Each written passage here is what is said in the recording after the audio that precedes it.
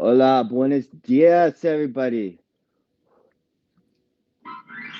Always want to do that as an intro. Gaia Gang with Sadie Hawkins, dance and energy medicine. I'm cleansing from the higher power candle in the Lakota native way for the meta frequencies that may be getting in the way of the message and the medicine, protection, abundance, clarity, peace of mind. Wopila, Takashula, Wopila. All my relations, Matukiasin, oh Matukiasin. Wopila is eternal gratitude in Lakota, Native American. And we also have some Palo Santo here for a little extra protection. Hmm. One of my favorites. Smells like campfire. I love it.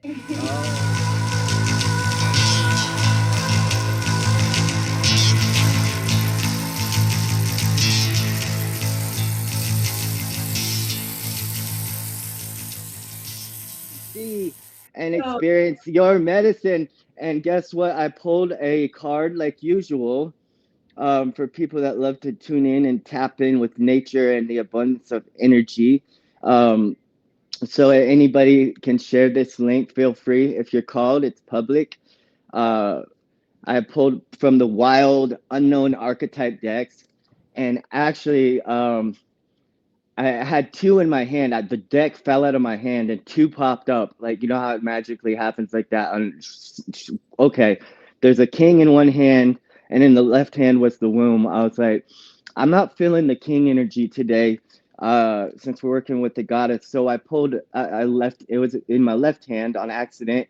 The womb, and I will read from the archetype deck that's so here. beautiful though today because I was connecting so deeply with a song about women, and but it talks about the man as well. So that's cool. Wow, And the so number two, yeah, the number two and the number one have been speaking very clearly to me. So that's great. And it, okay, well, I guess we could tap into that king energy. Do you want me to read the oracles too?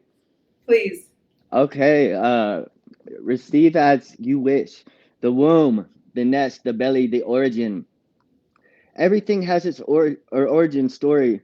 The womb archetype asks us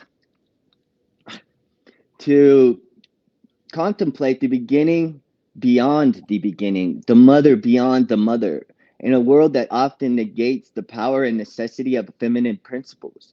This card returns to us the warmth, the tenderness, the intelligence from which where it came from. It is a card of receiving, not achieving, of accepting love from the mother of us all. She is the life giving force that forgives and cherishes even the most wounded and desperate soul. No matter how lost you are, the womb awaits your return to help you heal and grow. This card is to call upon these things that are simple to return to be reborn in the name of love. To the womb is everywhere. It is beyond gender, beyond time. We are within it as it is within us. And then on the side, this is what blew my mind. It says, consider that Mother Earth must also have a mother. Imagine her. Oh, well, thank you for that activation. I Yeah, really showed up present today. You say your prayers and prepared, and I prepared for my interview, but this is pretty ceremonial for me. So thank you for that activation. yeah, Thank you. they not yeah, no worries, and thank the wild unknown archetypes. Yes, so it makes me think. Mother Earth must have a mother, and you are a feminine womb of possibilities of personifying what you feel and desire to actually physically be a doula of many types. So you are a goddess of the feminine. So that's why I instead of grabbing the king in my right, I grabbed the womb card. And so we want to talk a little bit about Sadie Hawkins and her medicine and the dance part and everything that she embodies. She is, from what I understand, and just barely getting to know her, such a powerful, pillar in the community that I met at Curious Cat Lounge through Curious Cat Lounge, which is located on Broadway, and they have sacred Sundays on Sundays, ecstatic dance, Dharma recovery, meditations, all kind of sound bowl healings, workshops, and it's kid friendly and just such an ethereal place. And it reminds me of like my inner child and when I'm dancing. And I love that you dance as one of your main medicines. You say so activating the life force energy within. You use that through dance first and foremost, or what do you use? Yes, thank you very much. Um, I would say that that has always been the passion and the drive. I came from a traditional dance studio, first gymnastics, and then from there, when you grow up, you're definitely trying to find your way in the world. And it's brought me to a lot of different types of jobs. But dancing in front of an audience and dancing and performing, getting messages out through movement and storylines through movement is much different than dancing with people's souls. And so Mm, that's where I found with the energy work and mastering my work over 10 to 20 years that now people are laying on mats, surrendering to life force energy with their eyes closed, using their imagination and going inward. And it allows me to use my music design and music theory background. It allows me to use my dance and my timing and align people's mind, body, and soul to where then I am dancing with literally the meridians of their soul while an individual is going inward. So the spectrum of my job really is vast when it comes to dance because we can perform on stage, we can send messages, and share storylines. But in the energy world, in the Kundalini and the activation, this is channeling light codes. This is what you're seeing, mm. the language of the light codes and the light language, and how people are harmonizing, channeling, whatever word that you would like to use. When you see us in the healing room, really it's the Holy Spirit. This is what I've come to realize is I am channeling. I really be really careful with my words here because I love etymology. I love the study of words. I know the importance of them, but I am working directly with the Holy Spirit when I am in these activations and transmission. I love that you say that because Christ consciousness is a huge thing that it's misconceptualized. If you look at any people's perspectives in paintings and art, like Alex Gray has the Christ conscious painting, and like that's how he describes it, and it's so detailed. But it's really within I went to church actually. The last 2 weeks I haven't been in forever, and it's like there's something for me to. I gotta go check this out. I haven't been since back down in the wild Texas days where they're screaming and hollering. I'm gonna go. There's something for me there, and there was something. It's a long story. I don't want to cut off your medicine, so I'll Yeah, save that for later. But because but that I, was but in the Bible, my name Jason means the healer. So obviously there was something I needed to do there, and I did it, and I think people of the church that carry this the sheep flock energy where they're all just following a pastor or this or that or a word or a book. The Bible wasn't even written when Jesus was around. Like when they're telling you, remember the "What would you do" Jesus bracelets, WWJD. So it's like they tell you to be like Jesus, like to be like him. It's like we the are we. He's showing us you are just like me. We're no different. So like Christ consciousness, what that is. I'm an ambassador of that. I don't identify as anything, just yo soy I am and whatever's after that. But can you talk a little bit about your perspective on what Christ consciousness is to you? Yes, thank you. I'll try to No, no, speed. no, no. I'll speed up the timeline here. So, as a child born Christian, my parents rebelled, not going to church. I think they got forced to, so they didn't really force me to. Um, remember going with my grandmother a lot. I know a lot about the Easter play. That's why I think the placement of when Yeshua lays his hand on people, that is the divine physician.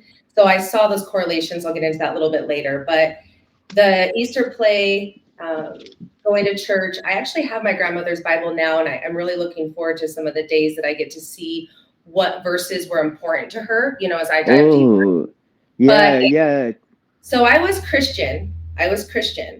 But something like my mom always, like the reason she named me Sadie, or being a go-getter, or being passionate about, if you love your job, you never live a day in your life. And so Right. I think I always was spiritual. I remember marrying myself, doing an I Promised Myself poem at the top of Lookout Mountain here in Colorado. And I think I was not a virgin, and I didn't save myself. I think I was trying to find on the outsides of what that looked like for me. So my biggest spiritual awakening really was when I was 27. And I now looking at it, I think That that was, number, that yeah. number, it's been calling me. That's it. That number, it's been like, and I won't talk about it because it means so many things to me. But that is actually what brought me back to. I was baptized, raised Catholic, so like I went back to the church these last couple of weeks. I was like, I'm gonna check some things out because like there's a whole divination or the whole divide between like all these labels, non-denominational, Catholic, Southern Baptist. It's like you realize the frequency is all just one beautiful frequency, which goes back to we all embody our own frequency. And your name Sadie has like deep meaning to it, doesn't it? So yes, thank you. I don't want to forget about, we'll go into Sadie, but then I don't want to forget about sharing about how I got to knowing that the church is in me. Mm. That's huge. So Sadie, let's touch on that and then we'll go there. So my mom, I was supposed to be named Jessica. My grandmother's name is Sadie. My dad, and my mom and dad's only girl. It was happened quickly. I'm a September baby, so I think they were like a New Year's. September. Okay. But I always knew that I was named after Sadie Hawkins' dance, like the go-getter. My mom, when she heard Sadie, she was like, yeah, where the girl asked the guy to the dance, like, I want to go get her baby. Like, yeah, Sadie, let's do it. But then recently, reconnecting back to my like physical body, because I've been astro traveling and connecting on such an Akashic record spiritual level, that I had to reconnect back with Sadie. And when I did that at the age of 37, at kind of like where I'm at now and in my awakening, I went back to my dad and asked him more about my grandmother, Sadie. And he kind of sat there on the couch, a little grumpy, like answering me. And then I think he realized I was like asking questions like, is this your grandmother? Like, what can you tell me about her? Was she alive when I was alive? Like, and then I know on the one side I have the bohemian, but whenever I think we're always looking for our bloodline or our lineage or where that connection's from. So I'm kind of digging for that in both my mom and dad. But I am going to do a Sadie frequency. We should all do it. It's like a soul contract thing. And there's probably a lot of different healers that are doing this. So I'm not going to throw a name out there for one individually, but from my light tribe, she recommended a girl that you send your name and it's each frequency of your letter. And I think that that's a huge thing that I need to do, because Sadie has been, ever since I was little, people would say, oh, she's special. She's special. Like if it was the light within me or whatever it was. And so there's something there, like in the physical, it also helps me really take care of things, but there are frequencies with our word, with our names. And I'm digging more for that. Now, Beautiful. with this spiritual journey where I kind of want to catch everybody up to in full speed from being a little girl, born Christian, trying to find my spiritual and what that looked like. One of the biggest activations and missions and cellular upgrades that I've stepped into in the last few years is entering 3 mystery schools. One is more for personal. There's one that's really for my more profession and finding that precise energy work. And then there's another one that is, I would say, both personal and professional. So entering those 3, the Universal Light Tribe and the places that I've gone in the last couple of years have really brought me full circle to embodying Christ consciousness. Like Anna Yeshua, everyone should go read more of the biblical sides of the female stories. So Anna Yeshua, grandmother of Yeshua, is a huge showing of the female side. And then more Sanskrits were showed to me. You have a lot of goddesses speaking about Mary Magdalene, about goddess Right. Isis. Like you see like the goddess rising and like all this like channeling and like everything that's going on. And so I started to connect with the Essene way of life and really connect with Ma'at. Ma'at is actually older than Isis. I didn't really understand a lot of the goddesses that were connecting with Isis. I hadn't make that Akashic connection yet. So when I did to Ma'at, that's heaven on earth. So me Mm. bringing forth really the two things, and I'm going to ask actually tonight at Divine Sweat with my light tribe, a cool workout sweat thing that we do with all the goddesses. But I It, think it, I'm really working close with Ma'at, and I'm really working close with Yeshua. I've really harmonized more of my masculine side. Speaking of that card earlier. And so mm. Yeshua big thing that the following, the sisters that I work with, and the light tribe and light goddesses that I work with, we all do embody the Christ consciousness. And what that looks like, we could further talk into that. But really, that's where we're at now, is knowing that it's the inward journey. Our body is the temple. Mm. That connection, the divine connection to source and to ourselves is really eminent in these mystery schools that I am a part of. So yeah, you said the body is the temple. I heard this saying the other day.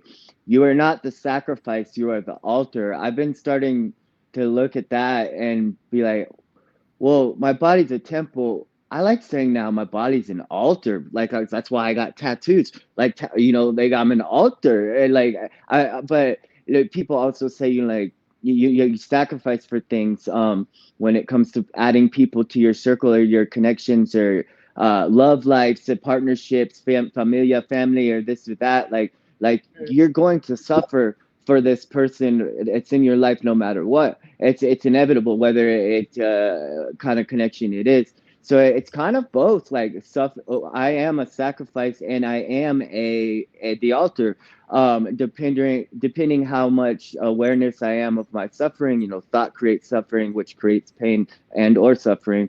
That goes into Eastern ways. So you were talking about so it looks like from a young age before like little Sadie's running around. I feel like she's like back in the day, you might be tried for the witch trials in Salem or something. I don't know, but so looking at you growing up, you were open to the realms of spirituality through just like I was, like with no choice really, because our family's kind of racist in similar ways.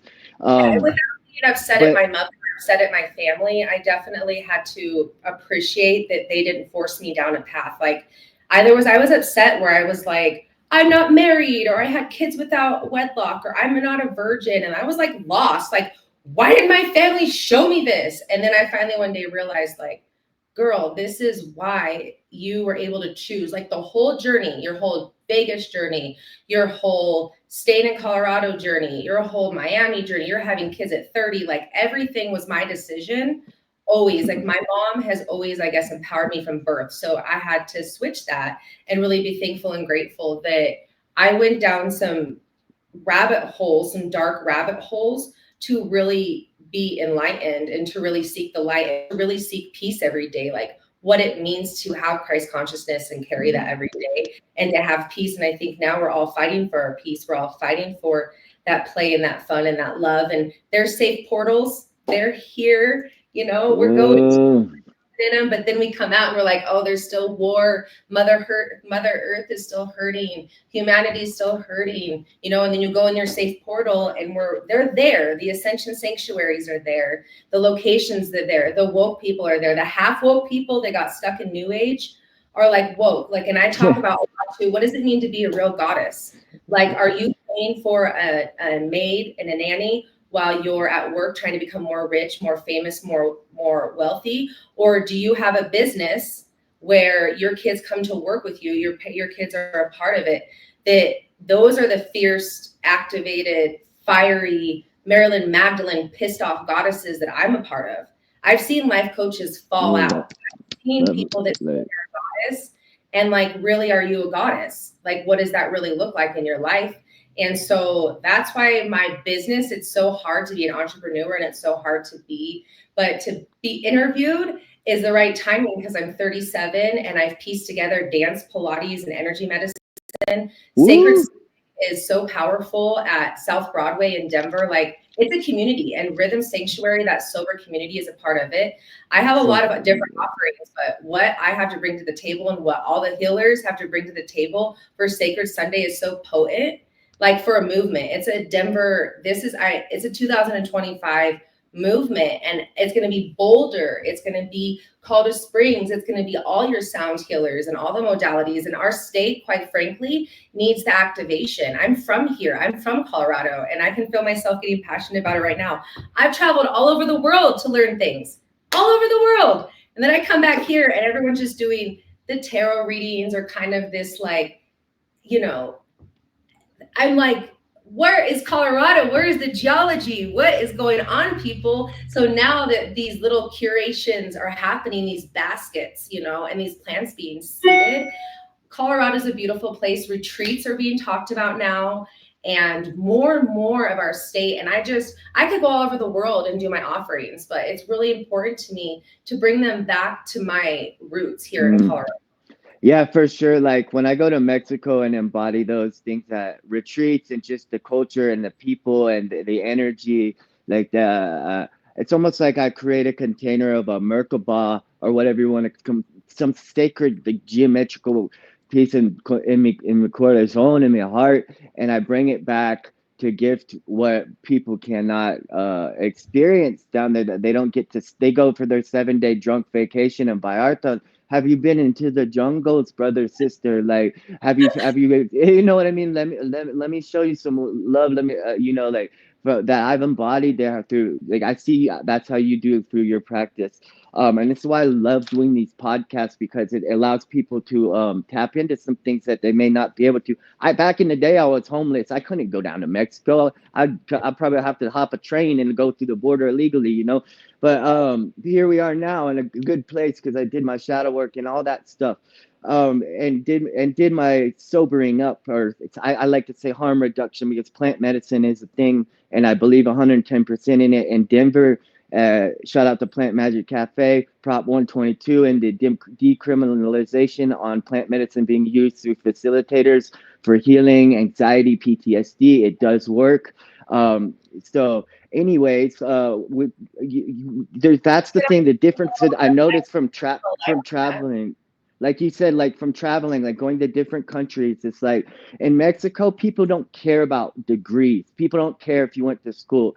They know, they want to know. I'm a cuss. They want to know if you know your shit and you learn from the right shaman or the right woman. Most likely woman, because in shamanic culture, a woman embodies the womb, embodies the medicine, and teaches it to the man, and it has to be properly honored and received for a man to even gift that. So that's why you see. I didn't know if I should call myself selfish, because I do shamanic mirror work. It's a little bit, but like humbly along the journey, when you're like being the real goddess, I'm like, this is shamanic work, what we're doing. But I think that's the witch wound. That's what when the women and goddesses talk about being burned at the stakes, or like my mother even said it recently, like she's a full supporter of my work. She worked with me and helped me when I was in Vegas.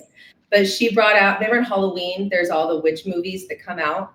And we were watching, I think, The Three Witches of Eastwick, and laughing and giggling. And she was like, yeah, all that stuff that you post on Instagram and Facebook, if you would have done that way back when, you would have been burned at the stakes. And I just giggled. Yeah, I feel like that generational, like I'm doing really hard to break generational curses and trauma, and like working really hard.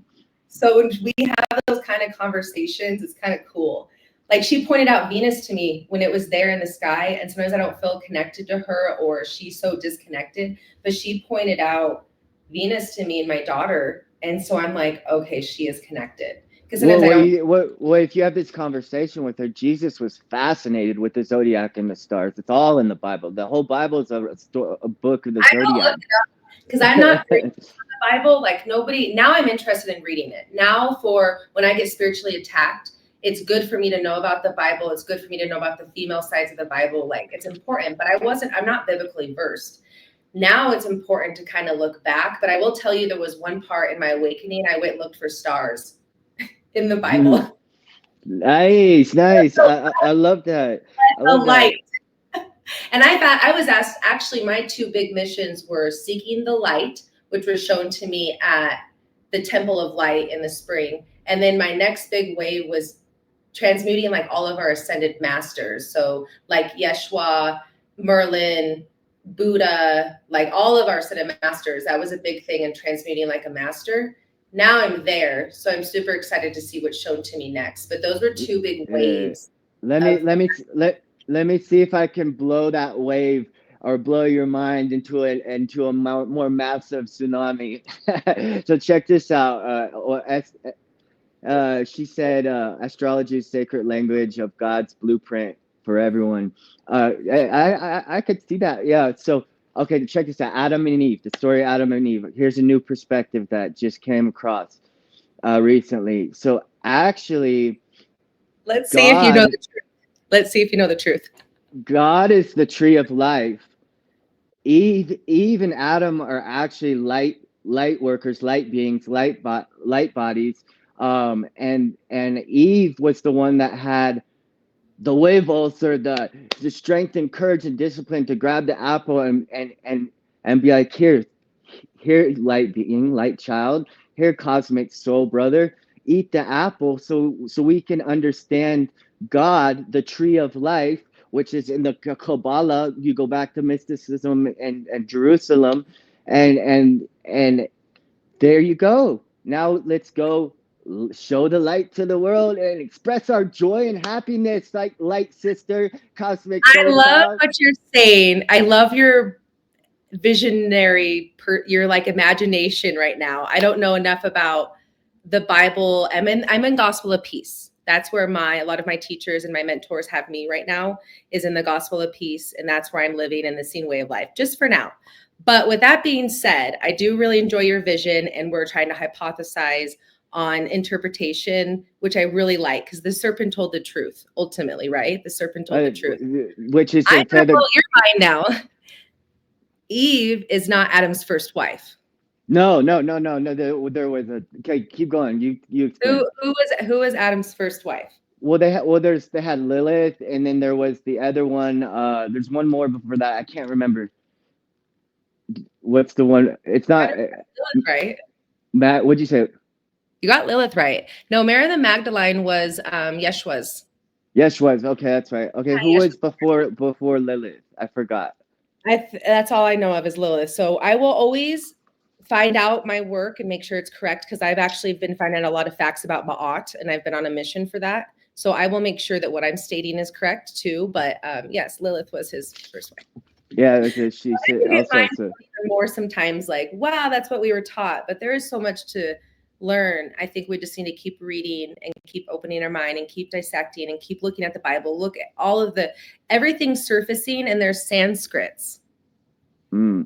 And So also the books that have been erased. Like, what about the Book of Mary, the Book of Enoch? Like the all the books that have been erased. You can find them on YouTube. You can find them in the Googles, and there's so many things. And so let me ask you this: what do you think about the Pope Francis about to open up the 5 portals on Christmas? I saw that. It's really funny when you start to see the post, like, you want to see witchcraft live, here it is. And it's kind of interesting because it's the church, right? It's the church, it's a pope, it's a male. We're all like portal. I want to tell you something though. The one thing that like is coming to me right now, that it is just really like, when I kind of look at all this, because I ask these deep questions, like when you work with me, I'm very precise. The portal is our heart and us. We create the electromagnetic field. So when I do activations and I'm creating a portal, it's me. I don't actually physically go and create portals in the room. Like when I go cleanse the room or I go protect the room. So for one, I wouldn't be scared. For two, this is amazing that it's all on the internet and it's all being surfaced. Like, unfortunately, even the war is all over social media now because the truth is being exposed. So let's see. I haven't researched it enough to have that opinion, Well, but there's a actually, if you see Gaia T, over running water or land, where is he doing it? Well, when you look at Gaia TV, there's an episode where one of the Rainbow families back in like 2012. There's different PowerPoints, like in conquistadors when they came and put the Catholic, you know, on Catholic churches on top of the temples because their energy sources, the gold, the water, which was made to transmute energy, which is one thing that you do talk about, and so there's power grid systems throughout the world, Mexico, Egypt, Yeah. Europe, Africa. Like there's people that have gone and held hands in a circle and prayed. It's some kind of rainbow family and Stonehenge. They activated this in the documentary, Yeah. activated love and harmony and peace and for the and so like I believe that this is what and they went to the Vatican at the last one on a rainy day and they were sitting there about 93% women, maybe five guys, a huge circle praying for just a better wholesome abundance of the new earth. And during that rainstorm, during their prayer, the cross on the Vatican was struck by lightning. You can find it on Gaia TV. I forgot what it's called, but it's a rainbow something, and they're activating these it's like grid work across the world. I don't know if that's what he's tapping into or what intentions are before that, but I'm kind of excited to see this Is witchcraft alive, you know, and I expose asked the you truth. a question without getting into too much about where his history is or what he, what religion he represents and stuff like that. I'll ask you just a very basic, simple question. Is the Pope a good person or a bad person? There is no good or bad. That's a judgment, and when you're living in Does with he have good non-duality. intentions? Does he have evil intentions? Is he a Hitler or is he an enlightened being who has good intentions of spreading love? I mean, that's a great question to ask the Pope. You know, Well, funny let's thing ask is, the public that. Put in your comments or whatever. This may be a topic. Do people? What yeah. are opinions of the Pope?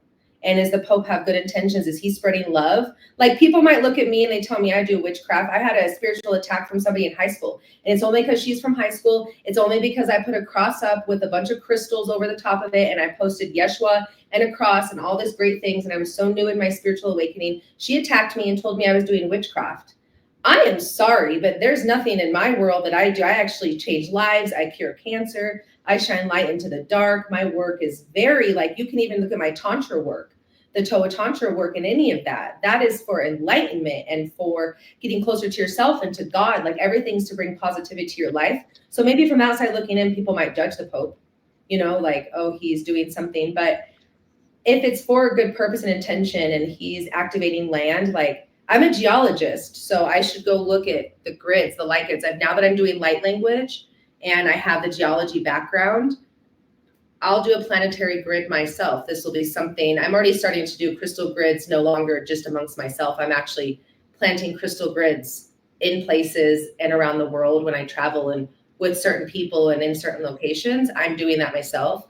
But I will try Mm. to see if there's somebody or a physicist that's already mapping out Mother Earth, because we knew that we were extracting, like my degree in environmental science, we all know we're extracting Mother Earth and taking out resources, and destroying our humanity and our Earth, versus how do we connect the Mother Earth and your Heavenly Father, and then in between it's heaven on earth, and we're living in a thriving, like our highest timeline. All our water should be pure. All of our food should be fruitful. Everyone should be living in that frequency of love. Oh, by the way, in the Bible, is there a time or a prophecy when there's never not war? I would like to know this. You want to talk King David about that? I would like to know this. Yeah, King David is the master of war in the They Bible. worship Baal. I don't trust the Vatican. I trust myself to learn what spiritual messages come through for me. Okay. The Vatican, I mean, I'm in gospel of peace right now. So what's the, yeah, I need probably, yeah, I have some studies to do after this interview. Yeah, thank you. Shout out. That's the homegirl from one of the Rainbow fans out here. Yeah, so yeah, we dove into some interesting topics. I didn't know we are gonna go in this direction. Yeah. I like it. I like it. So like I want to kind of reversal and do a reverse back to like you offer this medicine and this work and and it roots from a lot of different things I can see. That's why I love when Buddha died, he said, Buddha was like, not all religions, all spiritual beliefs, all esoteric ways to connect with God or source or higher, it's the most high, however you want to say, Kakashala, whatever. Um, they are all, there's no wrong way to no wrong camino, no path that is, they're all right. Like, so, like, however you connect, even if you're a Satanist, like, you're still connecting to God the way you connect to God, it's still not wrong. Like, they're all right, they're all right. A new book. It's it, I haven't read it fully yet, but there's a new book that was released this last year about Yeshua and traveling all around the world, learning from them, learning from Buddha, learning from a lot of different places and a lot of different locations. And I've even personally looked at it myself because I study Chinese medicine, I study Ayurvedic, I study with the Siddha, which is Indian. I'm here in the West, so it's all Western medicine, and I see that when I work with occupational therapists, and I try to make sure I have all the human credentials to do my job. But I've seen it myself where you question yourself, like, which way is the right way? Because I remember I even thought I was like Hindu at one point, and that's when I got stuck in New Age. But now when I pull from energy medicine, I'm really pulling from a lot of different resources. Yes, we can kind of look at the lineage of where medicine first started, or where that the Chinese medicine and the Ayurvedic elemental medicine came, but really we should be pulling from everything. Chi, yeah, like, okay, yes, but you look at chi, so like people might call this woo woo or new age. Shout out to Mr. Lopez. Senior Lopez calls it yak tail. So forget woo woo's canceled. It's yak tail for now. That's weirdo woo woo people. But yeah, yak tail, YAKT. So anyways, you were talking about chi. To understand chi, like, yes, it's beautiful, but there's a dark side to it too. We have to understand our shadows, right? Chi, the darkness, like dark Buddhism, like, can be also used for like, if you have you ever seen when those guys do, like, the Shaolin monks go to push energy, not even touch someone, and the guy will fly across the room? Like, that's yeah, real. They're yeah. finally releasing videos because we have the power of social media. Like, they're not hiding in caves with this. But let's, what's the intention? What are you using your identification? Yin and yang. So where it's been shown to me in the mastery of my work and coming to the Kundalini activation and non-dual facilitator training, non-dualism is really exposed to me because shadow work, I wasn't doing it correctly until I got the right ascension coaches, the right ascended masters, fell through, got rid of mentors that I didn't need, that like were not good for me, and had to have discernment. But sorry, I just lost my train of thought. What was I sharing with you? Discernment about your teachers and ascended No, what masters were we and talking about though before that? chi. Oh, non-dualism has really shown me yin and yang. So the light without the dark. So we have all these topics about shamanic mirrors, shadow work, light without the dark. And really if we're transmuting, we're taking lower frequencies and higher frequencies. So when I go into some of my prayers, and I even am like, how do I pray? Like, I've had those places in my life. How do I pray? But I notice a lot when I'm asking for the highest light to shine and be good there. Really, we're just taking lower frequencies. We're recognizing we're there, and we need to also, I guess, realize the full spectrum of life. So having those emotions, all emotions are like, tonight at Divine Sweat, she's very big on all emotions are welcome. Like, when we dance, when we meditate, when we activate, when we do what we do tonight, all emotions are welcome. But then you're recognizing, so I just yin and yang, non-dual transmissions. I'm hoping to take a lot of healers there and really Yes. lead and be a pioneer in that, because that's what we need right now. Light language is being talked about, light codes are being talked about, but we all have our gifts. And really, gene codes also show how doing your gene codes is a great way, like you've said, maybe if you've done it too, but it shows you your oppression. It shows you where you don't have, how you take it to a light. So it shows you your gene codes are really cool. I did it. So I just go revert back to mine a lot whenever I need to work on something. Like, oppression was a big one, and money and currency was like a huge thing for me. It took me about a year and a half. So when we start talking about work. So you talk about money and currency. That's two different things in the spiritual world. Like currency is an energetic money, energy trade. Also, you understand obviously. For people that may not understand, but when I hear currency as a 3D level currency or money, like that means dollar bills. Y'all know, no, not in this way. It's an energy exchange, correct? Abundance, yeah. When I go to the Ascension Sanctuary, you have a lot of trading going on. You have a lot of gifting. You're trading your gifts, and it's a very abundant. I used to think that a full plate of fruit, like if I have a table and it has a full plate of fruit, I'm rich, for example. But yeah, that embodiment of currency and also cryptocurrency, my soulmate is deep in that. And I cannot indulge the location, but I can share with you that the SEC is finally got all the criminals out. This is the national security. We got all the bad criminals out with the black diamonds and stuff. It is Mm. recognized as a currency. And also the market is stabilized now. And we're going to a direction. I'm a crypto savage girlfriend. So I'm not going to sit here and, preach that. I can give guidance to people, and there will be a cryptocurrency academy that's going to come out, because when they're now, they had to do that, right? They had to go in and stabilize the market. They had to get the criminals out. We had to, that's the future, like how the internet was here before and we didn't have emails. That's definitely Yeah. where, so that currency, people are, the woke are recognizing what currency means and worth means. That's why you see angel numbers. People are charging angel numbers for abundancy. But yeah, I think it's two different things. You're abundant. You want to always think that I'm full, I'm wholesome. God, like the sun fills me up, and I embody what it means to be, to have current through me. And also, I think now this whole Bitcoin thing, I'm hoping that people start to recognize, like, my vault looks great, and yeah, but this is a bigger picture. Like, this is for humanity. This is for the future of women.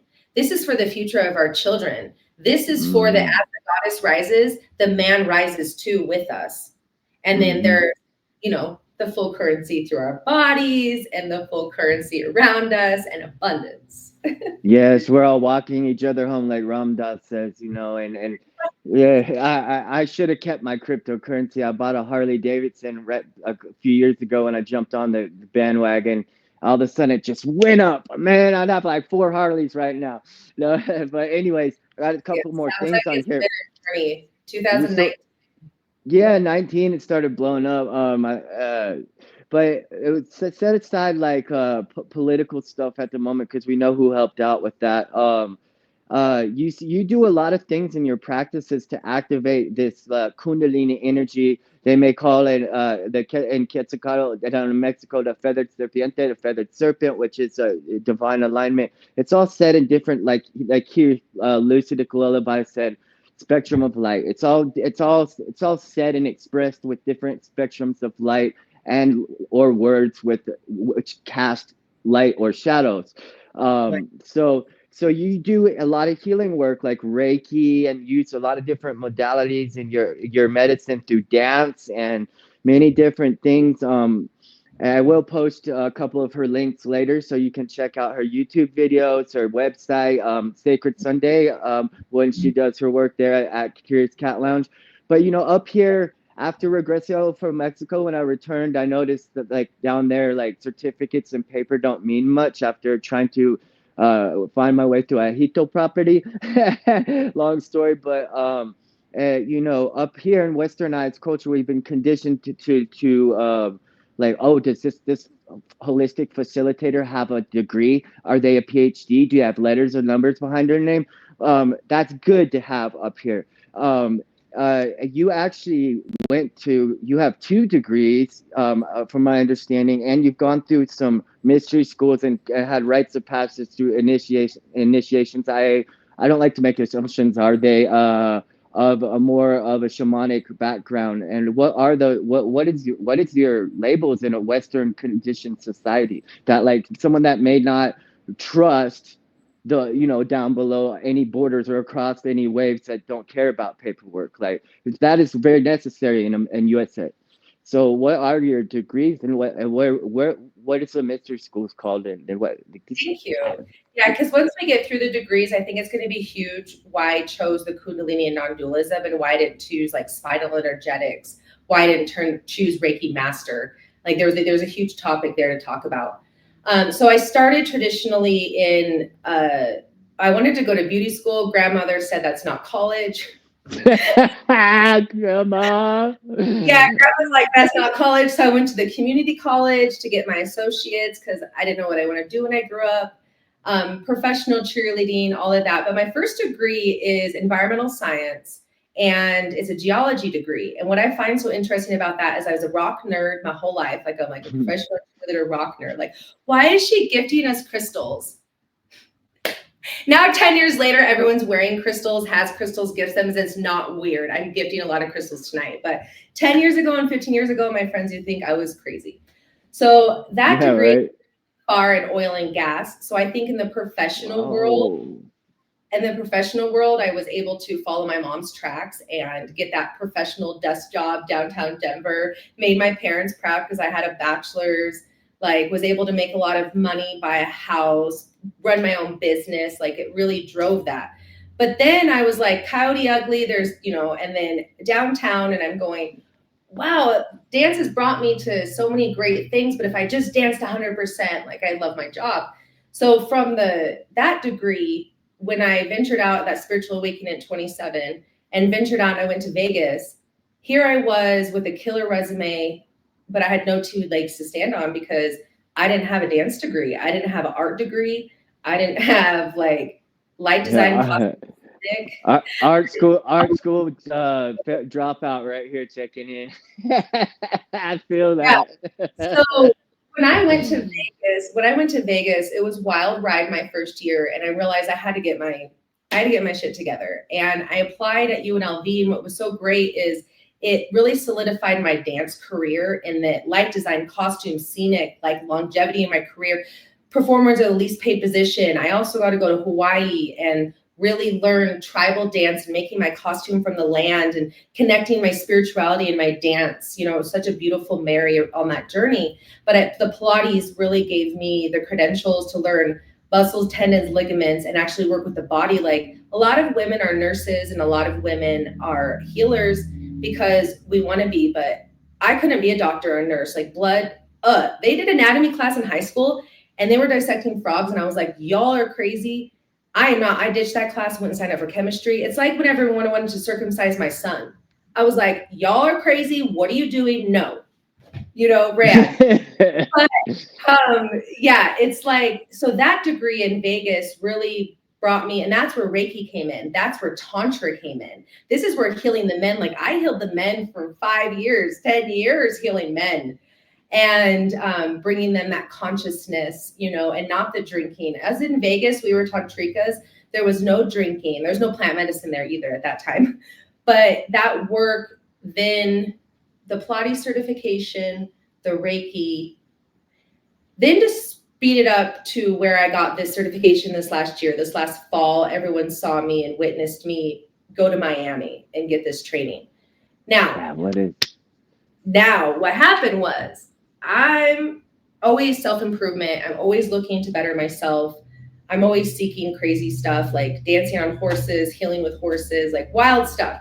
So I'm sitting here on Instagram, we're on Instagram and Facebook, and I'm like, the chiropractors are doing the spinal energetics. Your Reiki are doing Reiki Master. Everyone's going virtual with their healings. I saw Kundalini and I started to see all this stuff. And I thought, mind, body, soul, I'm helping people, right? And I talked earlier about dancing with people's souls. Mind, body, and soul, I'm getting people out of physical pain. But as I'm preparing for ceremony, understanding Ayurvedic, the purpose of fasting, before I lay my hands like Yeshua did on people, like these major things that people around me weren't doing, that my clients are not eating healthy, their blood pressure's too high, they can't get surgery. Like it was all around me. And I'm thinking, I need to work out here. I need to work with people's auras. So when I seeked Reiki Master, because I could become Reiki Master, certify others. You can become the Kundalini, the spinal energetics that fluidity aligned really a lot with my Pilates work, and maybe I'll go down that path. It's another modality I can throw in my pocket. In the end of the day, the spinal fluid is very important, and the mouth of God in the back, the mouth of God being there. So that was huge. But the Kundalini and non-dualism, I found the most purest form of transmissions. So it's so cool when I asked to transmute like ascended masters and I was on this huge mission, I really did find that, because Kundalini activations are what the society, what general public is going to experience when they come and work with a facilitator. When you've done activations and you're in the world of being a facilitator, or you're doing modalities and you're being practices and you're coming, then you get in transmissions. There's no music. It is all eye gazing, and I'm not going to completely share how it's fully done here because you need to go through some processes to get to that point. Right. Don't spoil it. Yeah, I get that. Yeah. Yeah, it's light language, and it's left eye to left eye transmissions. It's very powerful. It's purest form, and it's life force energy. I guess what I'm really trying to get to in the end of the day, all of this is life force energy. And when I had that aha moment, I was like, I found gold, and I found exactly what I was seeking, because there was a part in my business I was missing. Personally and professionally, I knew that I was missing something. So that non-dualism and that is huge place where we really need to take healers and take our modalities and our society and our big movement, our awakening, this grid that we're all connecting to, right? That's where we really need to take people, is into transmissions. And so we're just touching on Kundalini activations, and there's a place where Kundalini, I'm glad to hear in your world how respected it is and how understood it is, how beautiful it is, that feathered energy within, because I need to hear that. When you're in safe portals, it's very potent. I feel very accepted. I feel very understood. My light language, Sadie's like 100% herself when she's doing her light language. Now I go out into society and they're having seizures, like these internet attacks that we're getting, like they're having seizures. What's going on? Like, people talking crap. So it's interesting. I don't want to be judged either, but I have the scientific answers. And then to answer your question, really with the connection to the energy, and when you can learn to self-activate life force energy, yeah, I can go work with shamans. I could go do plant medicine, which, by the way, out of sobriety, I seeked plant medicine. Now I'm to a point, you spoke on that earlier. There is a place for plant medicine, but not all souls need it. And there is these activations and true dopamines and life force energy where we can live. And it's a safer place for people that have mental health. It's a safer for people that have addiction. And I'm so thankful that the legality of psilocybins and DMT and the frog poison and cambo and hape and like all these things, they're being exposed and legalized. And I've been a guinea pig on some of them, and I've had great experiences and not. But I'm going to share, and I want to shed light on it, that your self-activations of life force energy and your connection to source and God and that vibrancy frequency, like my body literally will tingle and have glimmers and shimmers through my body when I'm doing it. So plant medicine, there are places for it, but it needs to be respected.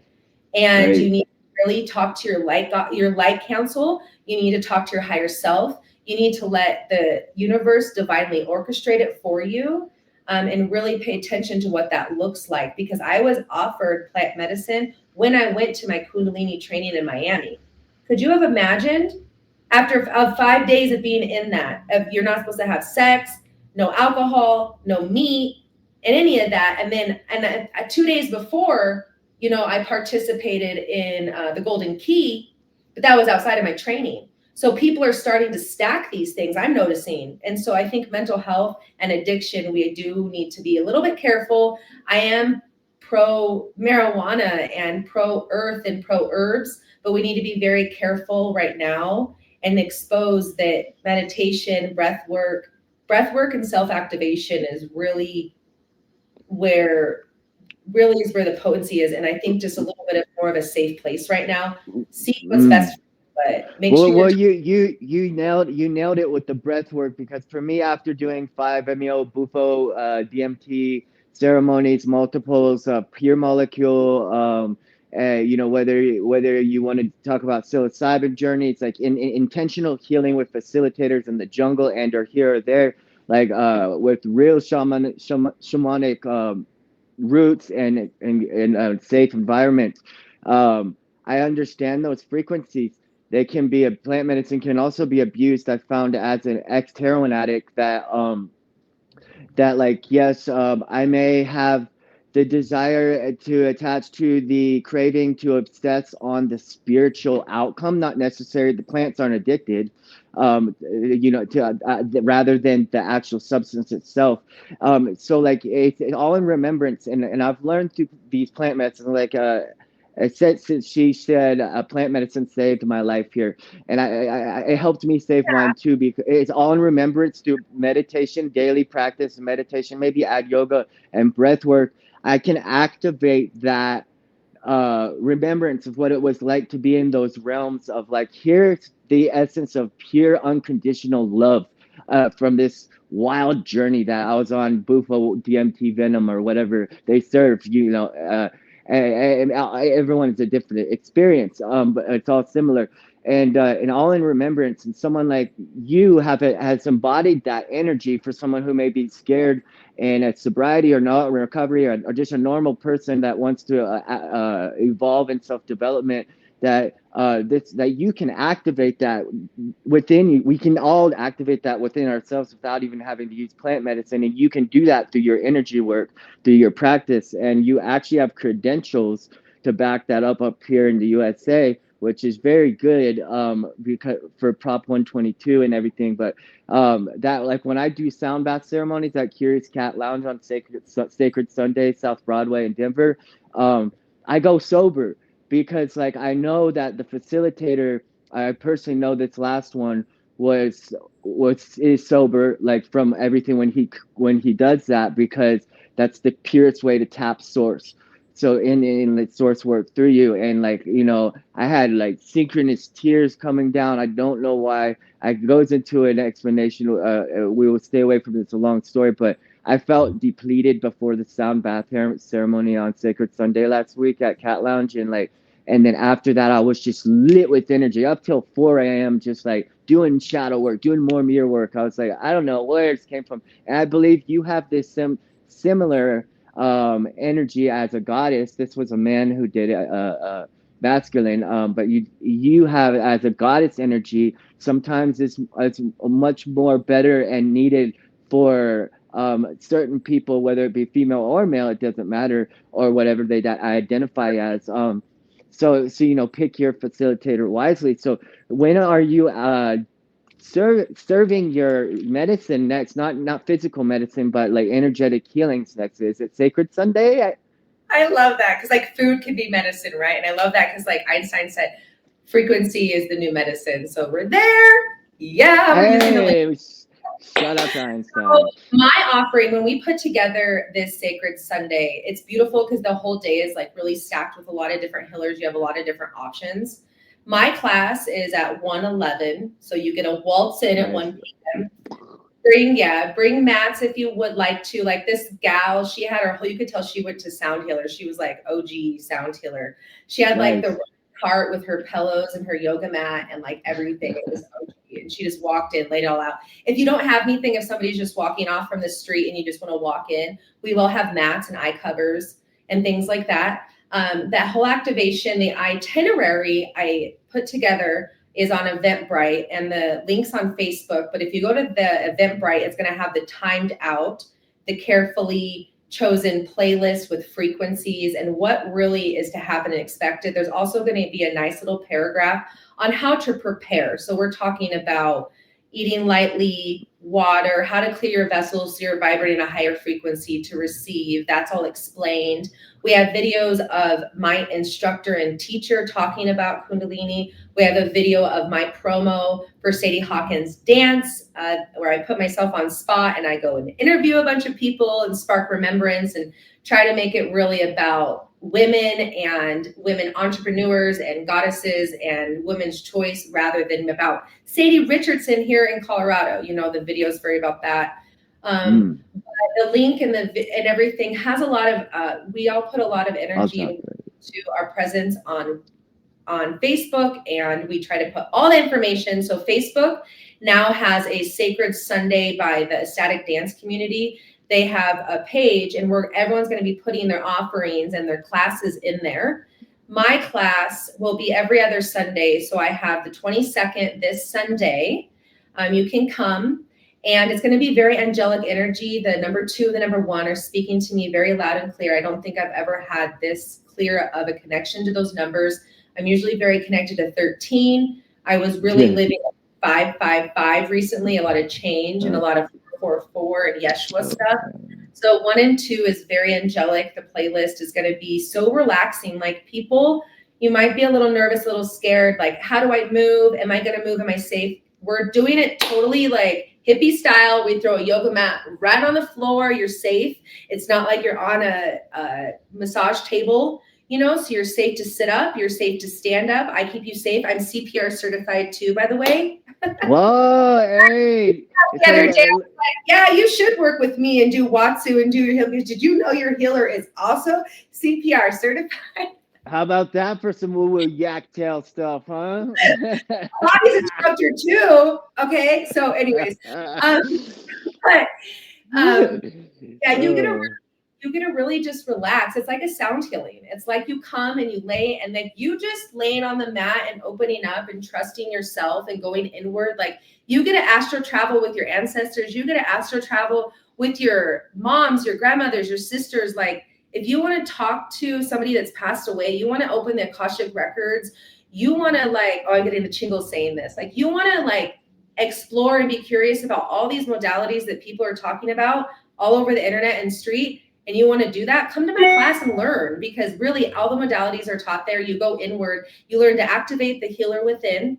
I'm on no pedestal healer. I am here to activate the healer within you, the divine physician with you, so you become your own activate and like your own advocate. You know, you're like, I'm so excited for what my throat chakra is going to feel like after speaking so much. I'm a dancer, opportunity to speak, and I get to move, and that's how I speak my truth through my business. Like, you'll see I put blood, sweat, and tears. It's all me, but really I don't speak enough. I don't share and speak. I feel trapped sometimes to speak your truth. So thank you so much for having me today. It's perfect timing at being 37 years old. Like, I'm almost 40, so I can take some goddesses under my wings.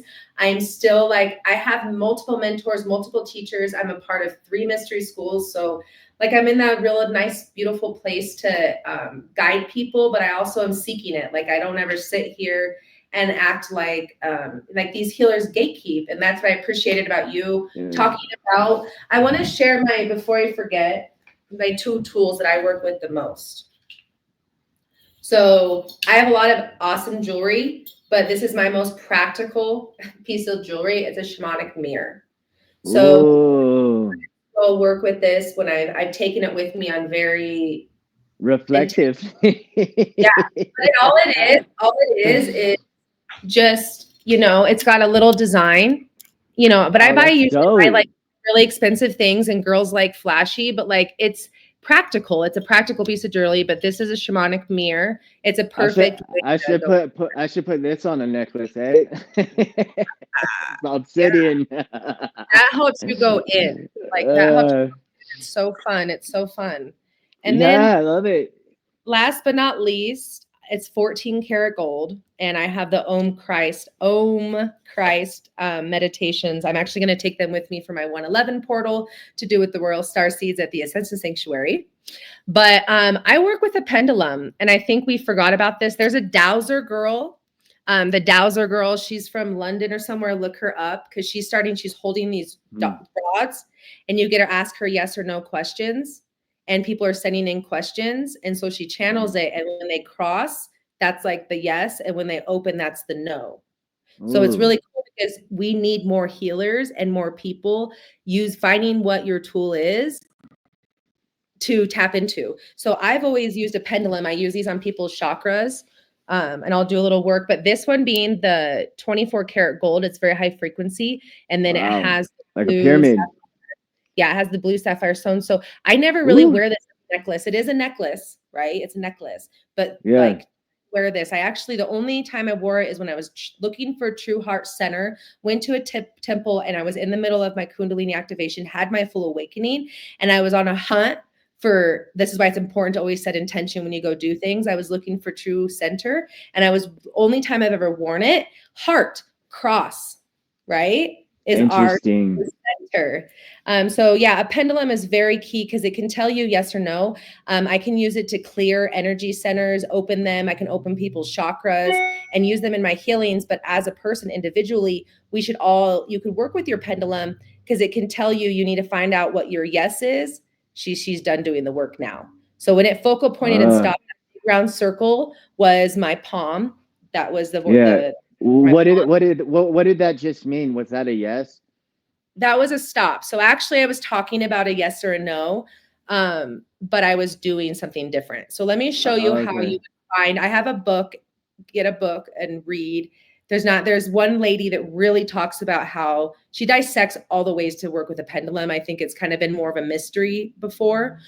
But you want to take your pendulum and you tell it yes or no, and you say it really strongly and you repeat it over and over again. So let's find out what this yes and no is. Here we go, putting myself on point. All right. Yes, yes, yes, yes, yes, yes, yes, yes, yes. Cool. So for me, when I'm looking at my palm, my yes is very clearly going to be this way. So let's go test it. And then in the book, it will show you this. Your yeses will swing this way. If it kind of swings in the middle, because it's like a full spectrum, if it swings over here, that's a hard yes. If it swings over here, that's a hard no. If it kind of swings in between or here, it's unsure. And we as a human need to re-ask the question. You're not asking the question. You're not asking it correctly. So let's go see if the no is the other way. Oh no, let's go. Here we go. No, no, no, no, no, no, no, no, no, no, no, no, no, no, no, no, no, no, no. Do you notice when I shook my head yes to reassure to you that it was a yes, it like stopped? And then Yes. also when I was laughing and I wasn't being serious and I needed to focus, then it straightened out. That's funny. I did because I had intentions when you were doing that, so I got a hard yes and a hard no, and it's perfect for me. So thank you for that. Just to in remembrance, vibration is everything. You know, the law of transmutation. You look into universal laws, right? And like that's And this is awesome. where I want to go. What is that? This is where I got the pendulum from. I don't know. Let's go there. Andale, vamos, hello. Doesn't that look amazing? I want to go to those That looks temples. so cool, dude. Like where it's on another planet. Like what's going on over there? Perfect alignment. Right. That's awesome. So like, we were talking I think it was yesterday and it was like a doctor needs a doctor, a healer needs a healer, like type of thing. It's like A teacher so should be learning. teacher needs a teacher. I like to remain teachable. Even a CEO learns from the guy at the bottom. Who just came in, and this is facts. Talking to CEOs that I've known, and it's so. This is why for me, like back to like in the Bible, my name means the healer. So that whatever that's supposed to mean to me, I have free will to identify with that, but I am not labeled myself Catholic or Christian or non-denomination, nothing. I just yo soy I am. And to me, playing the acoustic guitar is healing. Every morning I pick it up, or the piano, like I just play and use my voice and just sing random bunjo, bunga, bunga, whatever comes out, and it feels healing to me. So vibration, sound, frequency, and vibration, in the words of Tesla, it's everything that creates this universe. And look into the laws and study the laws, right? So that's the science you're talking about, quantum physics. And this is awesome. So for someone like me, I would be interested definitely in Sacred Sundays and especially your course there because I now understand more about you with your credentials and your researchers outside of the countries and underneath the underground, as ISIS would might guide us through the underworlds of metaphysical ways to find yourself and embody this energy, and you now not having needing plant medicine to do it. It's so in a sober mindset, in a recovered mindset, and offering this energy. I am interested in it. You might catch me at Sacred Sunday. I will be at Sacred Sunday unless a volcano blows up. You know what I mean? I can't tell you what time I'll be there because I'm on Indian time, as natives would say. I'll be there though at You can some come. point. You can come to class at 1. I think there's also a class at 3 now, and I think there's also a class at 5.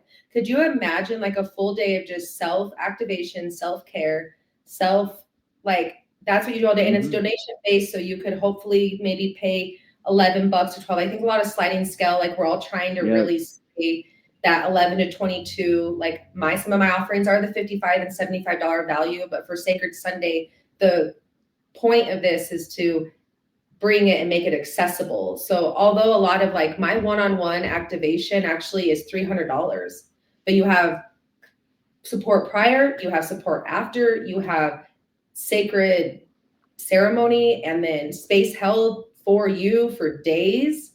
And it's a lot, but I think on Sacred Sundays, we're doing that sliding scale so people can Yeah. really invest into your health and value. That's another thing too, is people starting to value their health more. Like Lifetime showed me that, working with personal trainers that hustle and try to just sell. Well, where is the value at? Are you valuing what you're eating? I had a client tell me he tried to get his blood pressure down so he can get into surgery, but he drinks sodas. And I said, well, I'm going to buy you the poppies, the lollipops. Yeah, those are bomb poppies. Yeah, He's holistic like, like they're too kombucha. expensive. And I literally, because I worked with him so much, like it's a lot for men to submit to me and a lot for men to be vulnerable. I don't take it lightly, especially when I work with veterans and I work with men, like men. And this one individually, I had to really get him in my care for a while to be like, understand his personality, where he kind of is a little sarcastic, a little jokingly, and a little stern, where I finally was able in that moment to like kind of dagger him and say, like, how expensive is your health?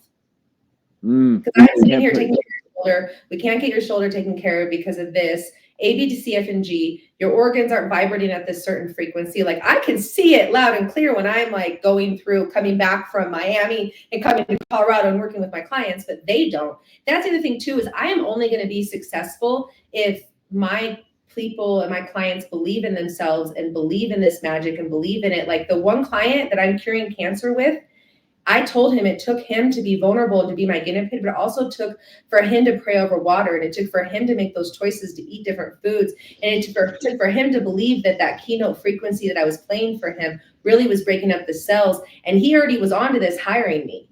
So, but it also realized that I need people to believe in themselves and believe in their own healing and believe, right? When Yeshua, that story, I just got the chills. When Yeshua, the one part in the Bible that I'm starting to know about is the story where he helped a woman that was bleeding for 10 days or 10 years. She was bleeding for 10 years.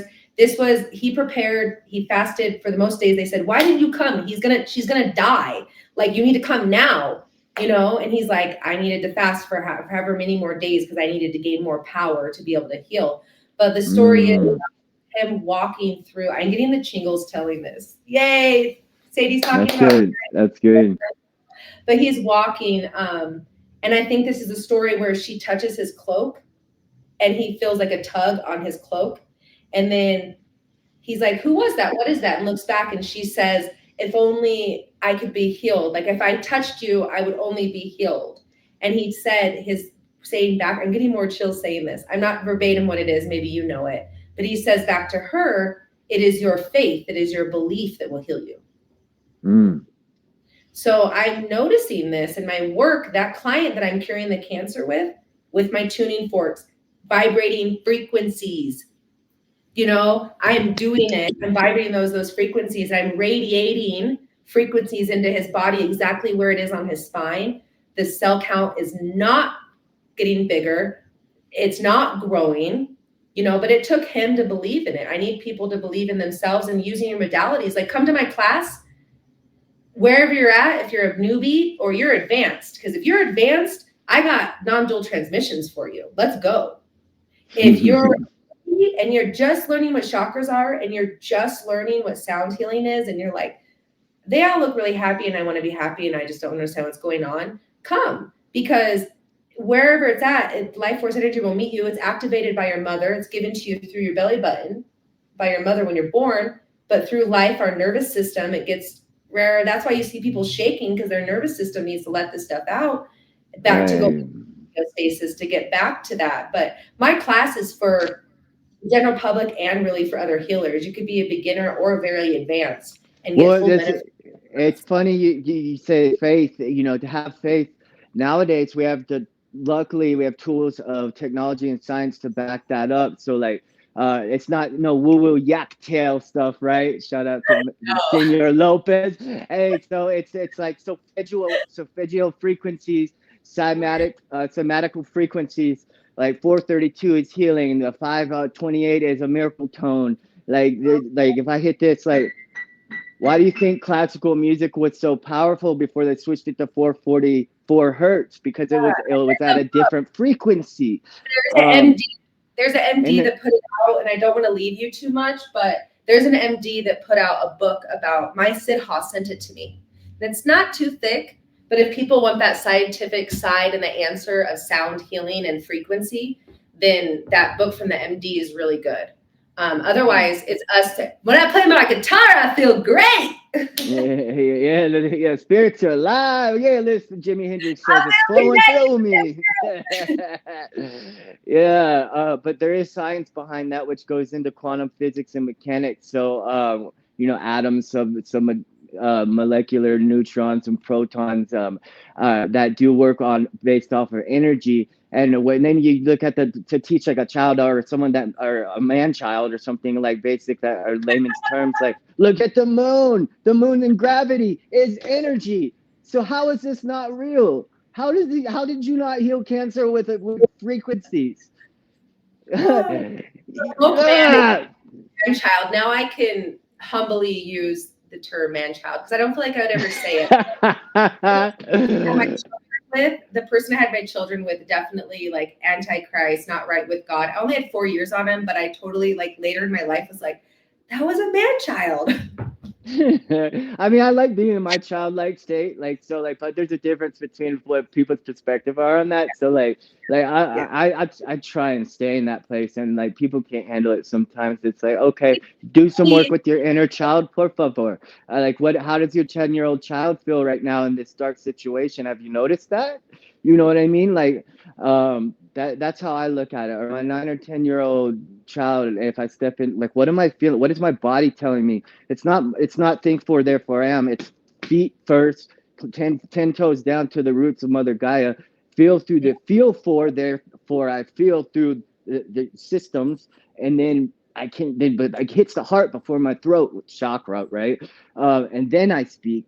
Once it gets to my mind, and then it comes back, and I can identify the personification of whatever feeling that was. So we got it in reverse up here in the US. It's not think for there I am. It's feel for there it is, and what is it? I like that. That's good. Yeah, that's where we need everybody to be, is be your own advocate, be your own healer, and I'd say, a lot of times a guided meditation, a sound healer will say do a body scan, and I'm using that a lot because I am in the Pilates studio or I'm in a massage, and you want that last 10 minutes, like, do a body scan. Where does something move? And I need people to tell me. People are very disconnected from their bodies. So the grounding and the way, I really appreciate the way you communicate. It sounds like, you've really been with some tribal people to experience. But yeah, it's no joke grounding, like walking outside barefoot, like it's not a joke. And I recently learned how to ground. I think me connecting back with Sadie in the physical and me doing more self-care after I astral travel and after I do activations. But grounding is no joke, and you want to do it the correct way. Like, I think people are grounding with the alcohol sometimes, or you're grounding with bad food. Like, Reiki master would be like, oh, I want a greasy hamburger, So I think we got to be careful still sometimes. We're human, right? We're human. We're going to experience a part of the human experience, and that's the whole part of having free will. That's the whole part of having straight up. But really that grounding, like putting your feet on earth, water elements. Like that's why my dancing warrior was put on this last mystery school and initiation. But elemental goddess has always been a big thing of my energy medicine, elemental goddess, because I teach water, fire. Like, let's find the element that you work with the closest and the best. How do we protect our energies? You know, I don't want to say the word protect, but you know, how are we really cleansing the body? I think we take water for granted, and connecting to Yeah, earth. totally. Water. We're our bodies are what 93% water, and then the science behind sage or smudging. It's that this is clearing the air particles in a subatomic level that I can't see around my energetic body. If the world look at the world, look at the ocean. There's more ocean than land. There's more water in my body than there is flesh. Like water is something that me personally, I need to drink more of. They say what you need like at least a gallon a day. I fall far from grace on that. But I have a trick for that. I actually have a trick for ab and core exercises, and that will be a whole different topic, because from the Pilates and the yogi and all the breathing stuff, our stomachs are human pumps, so that's like epic. But with the water, ultimately what your goal is, because I've coached a lot of people along in fitness and all this stuff, and if you're not on a bunch of vitamins, because the vitamins are going to show yellow, the goal is to get your pee clear. Drink as much water. So we could say 7 hours of sleep. We can say, you know, eight cups of water a day. You know, we can sit there and say that. Ultimately, what I want people to look for is how clear, like when you do go your water fast, or you do your coconut fast, or you eat Ayurvedic or whatever it is, right? Seasonally, that's a whole different topic too. I came from anorexia and bulimia in the dance world and body dysmorphia. So I do not lightly. I do not take fasting lightly, but it is for spiritual enlightenment. If you need coaching, make sure you get coached. Make sure you have a pacifier. Make sure you have somebody holding your hand along the journey. I'm serious, because you'll get better at it. You get better preparing for ceremony. You get better at it along the way. So I'm not going to sit here, and I got to be very careful with that, because I myself have a huge dance following, and we have to have a whole nother relationship with water and food. But the ultimate goal, just get your pee clear. Just try all day. Enough water. right. Your pee clear. That science telling you right there, like, next time I go use el baño, if it's clear, I'm gonna celebrate that. Like, celebrate your victories. Like, woo, it's clear. Yeah, thank you. It's the highest, the most high. Whoop, it's clear. Like, celebrate it. You know what I mean? Not just, okay, it's clear, I'm good, let's go move on to the next task. Well, it's the Like, answer to that. I ate clean, and I got offered that frog poison. I remember I was in training. I didn't take it because I was in that training, but I realized it actually would have been a good timing, because I had ate so clean and drank so clean, and like my body was literally the cleanest it had ever been. So I think if I did that frog poison, when you throw it up or purge the way you do, it shows where toxic, like how toxic your body is. So I think when we pay for our pee being clear, and we really do these body scans, like we should, like women, we smell our menstrual cycle. Like you smell ovulating. Like there's a big in tune. It's a beautiful video now out from Hawaii or somewhere else, where the first time that the bleed happens for the little girl, they take it to the river. They do a huge, beautiful ceremony. The men go and get food, and they make it a huge thing, because life goes on. Like I'm getting the chills talking about this. You know, life goes on for them. Their ancestors are proud of them, because they're going to be able to move on, and period, and all that connection. And so I didn't have that care when I was younger. I'll be doing that for my daughter. But this is where we're at now, you know, yeah, it's very important. All of our senses should be extremely awakened. Our body is an antenna. And so now when people are talking about channeling, and they're talking about downloads, and they're talking about the chills and the tingles, like all this is happening, your body is an actual antenna. So if we can get all your chakras flowing together, and we can get that full chi, Heavenly Father, Motherly Earth, you know, and we're getting that full connection through our body, that's the goal, right? Totally, like that's the Kundalini awakening, the serpentine energy of the feathered serpent, and many different Mexico traditions, Toltec wisdom, Azteca, Mexica, Mayan. That's the same thing. Like if you look at the cross, the cross with the serpent on the ambulance. Have you ever That's noticed? onto my logo, by the way. I had a huge solar plexus thing, and that I just made my logo, and one of the things, a cross and a light definitely made it onto there, but the serpent, the medicine with the wings, that made it onto my logo.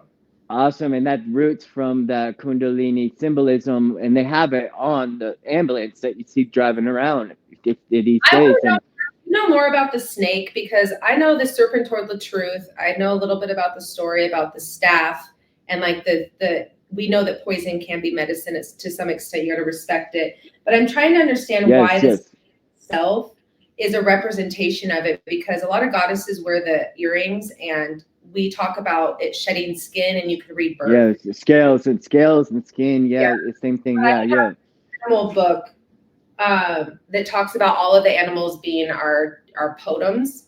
And I'm going to look and research a little bit more why it's the snake, because I think if we took the helix, and I did put the helix, the DNA cellular helix, made it onto my logo as well, because I think the snake scares people. I think people are, and I also too was like, what the hell's up with the snake? And then during halfway through my Kundalini, I actually got bit by a snake in my dream. So I knew where I was at my awakening. Waking you up. It's waking you up. I want to know where the snake, and why the snake is the representation of the Kundalini. I think there's some facts and some lineage that I want to dive into more. And I think if we just took a double helix and took energy flowing like that, people wouldn't be so scared. I don't know. I mean, it's there's always that, like the snake as being a dark entity. Which when I was in Mexico, like there I had a huge snake. They let me put this huge, beautiful yellow female snake like coming down my arm, and it turned around and put its cute little head up there. I was like, oh, bonita, and it goes, like smiled at me, and like I just connected with this is on Day of the Dead, Dias de los Muertos, and like I'm connecting with the serpentine like energy, and it's very necessary. And in many ways, and cultures identify it different, but like the Kundalini is similar to what they're talking about, and feathered serpent, Quetzalcoatl roots thing down there. So she said she has that book too right here. So this would be really cool synchronicity connection.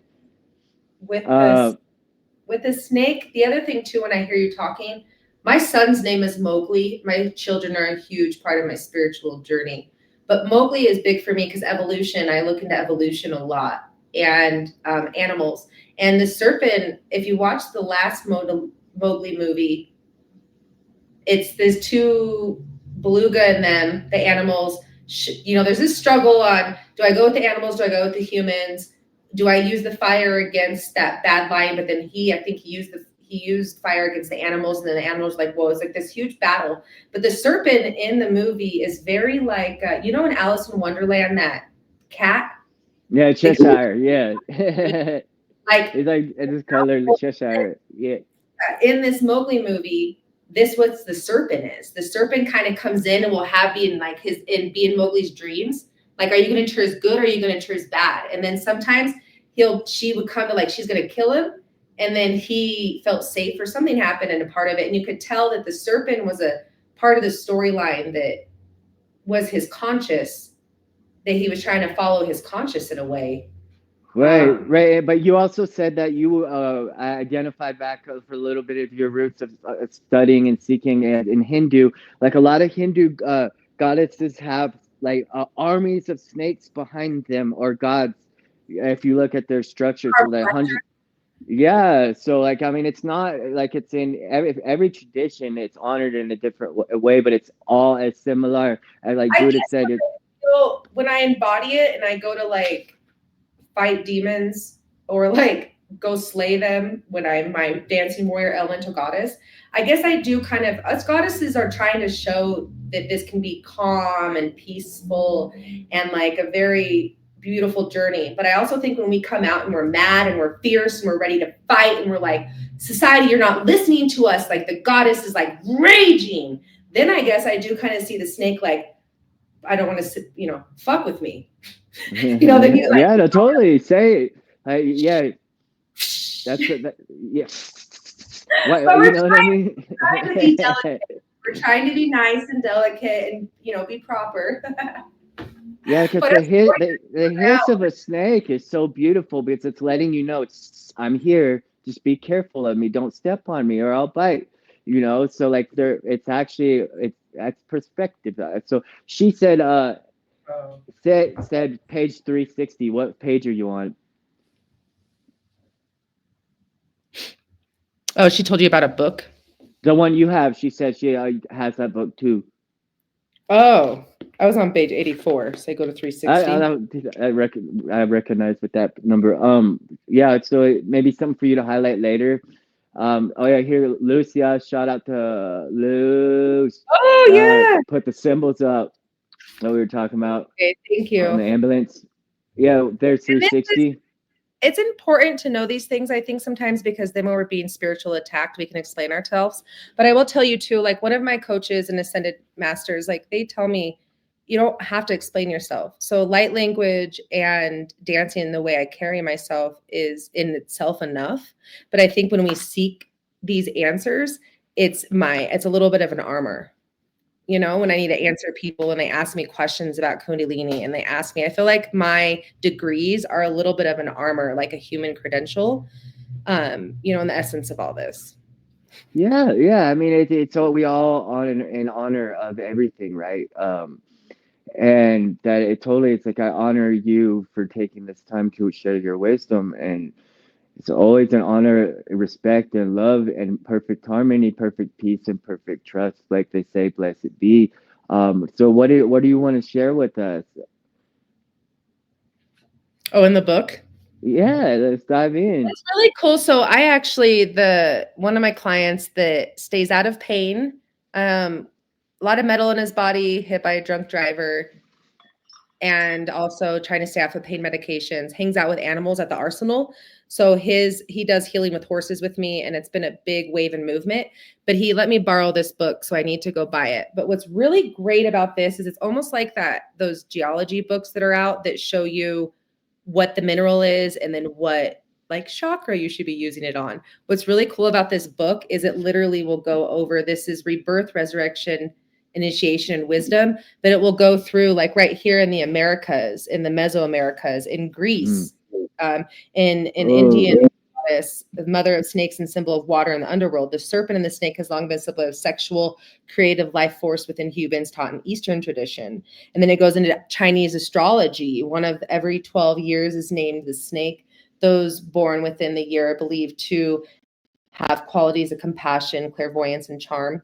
But yeah, this book mm. is all encompassing where it goes over, you know, you want to hear all the different stuff. Before the snake begins to shed its skins, its eyes will begin to cloud over it, gives the snake a translucent like appearance. To many mystics and shamans, this indicated the ability of the snake to move toward the realm of living and the dead, of crossing over the life and death.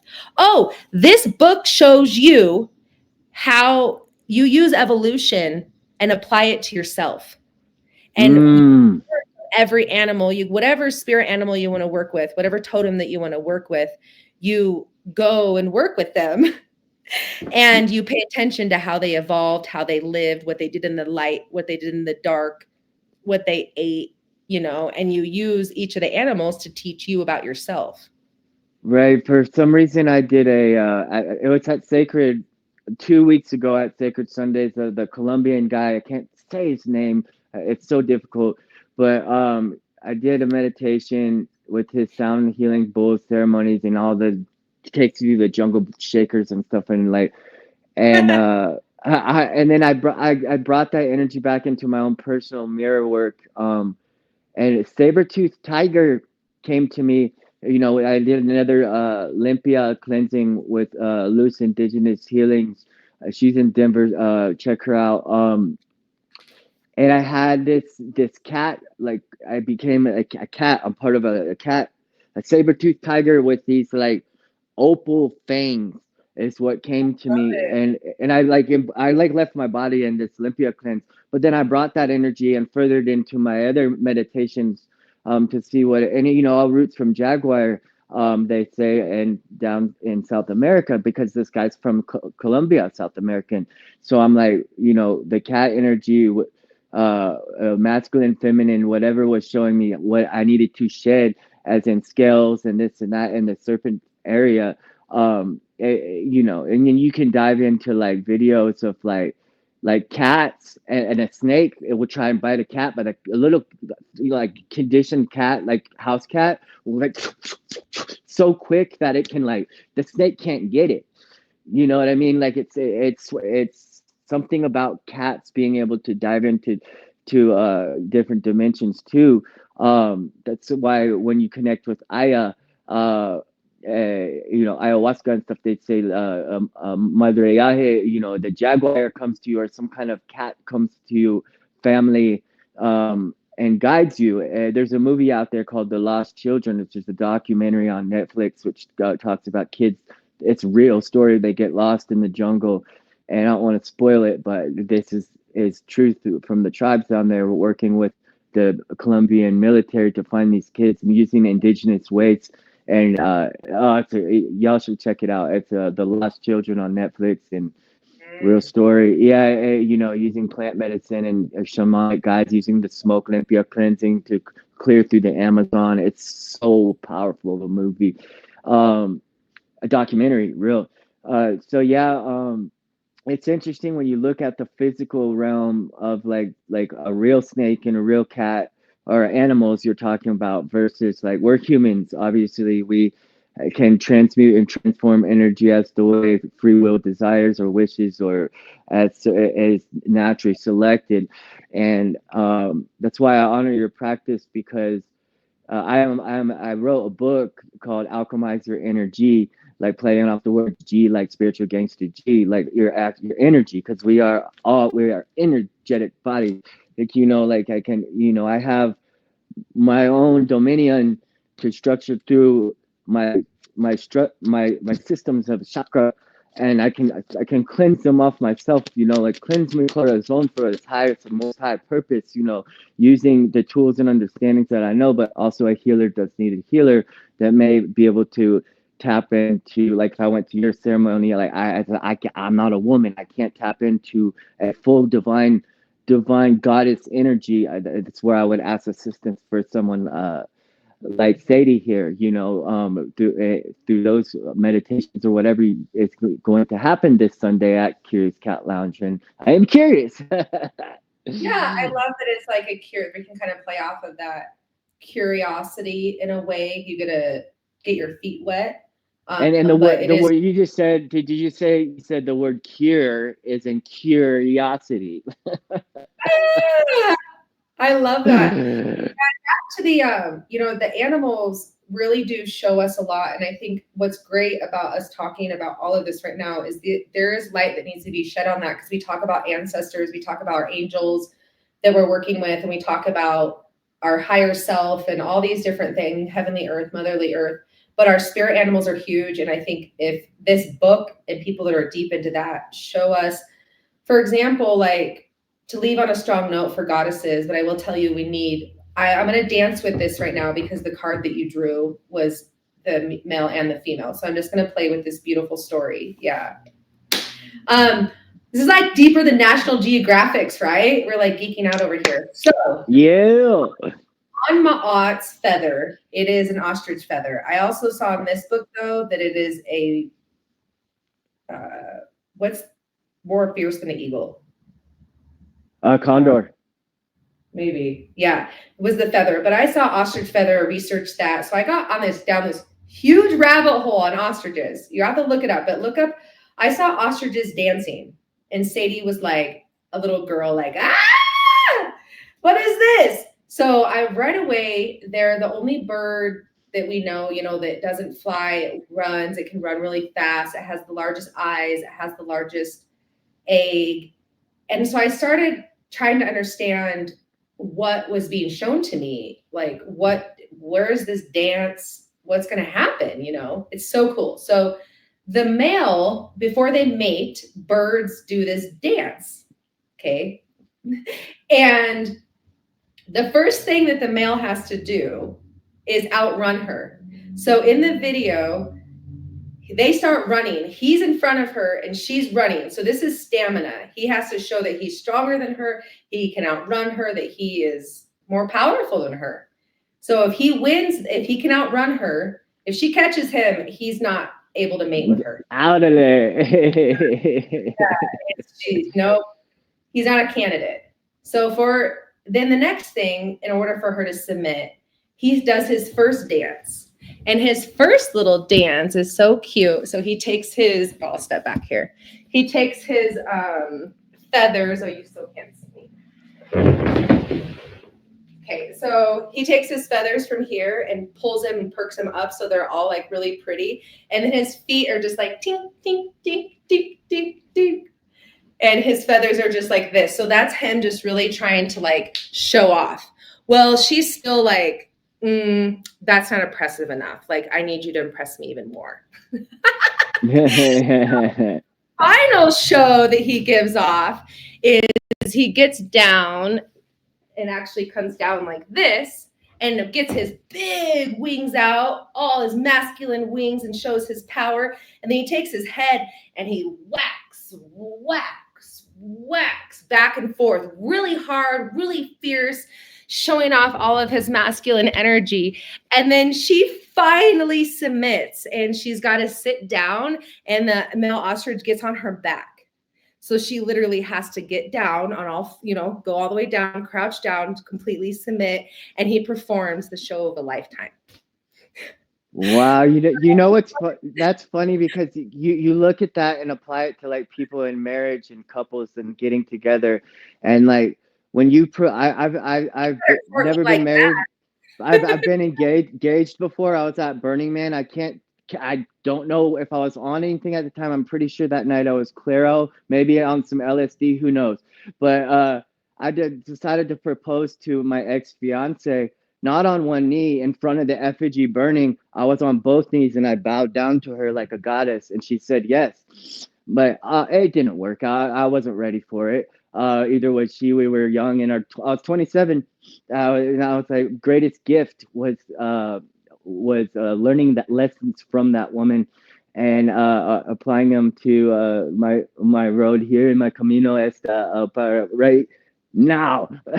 And, if women I just, feel like that's how it should be. What's and this one knee?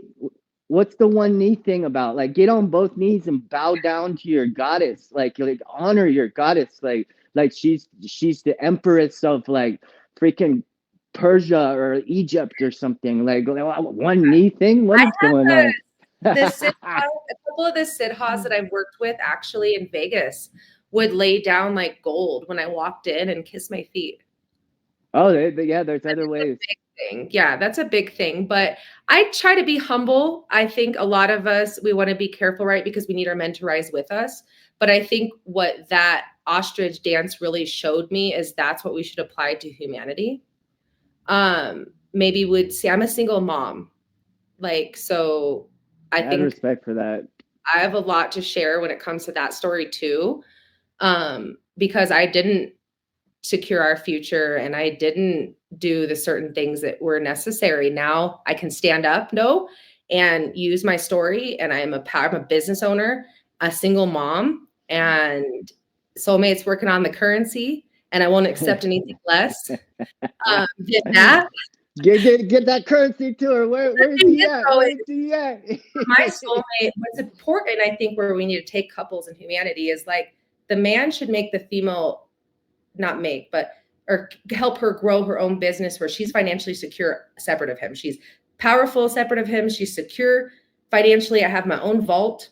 I have my own business. My soulmate helped me build my website and I wouldn't accept it. Yeah. Shout out to single moms. And I wouldn't accept it any other way, but I'd still be single if it wasn't for that. You know what I mean? But he also is going to be financially supportive as a whole and give me security as a whole and support me.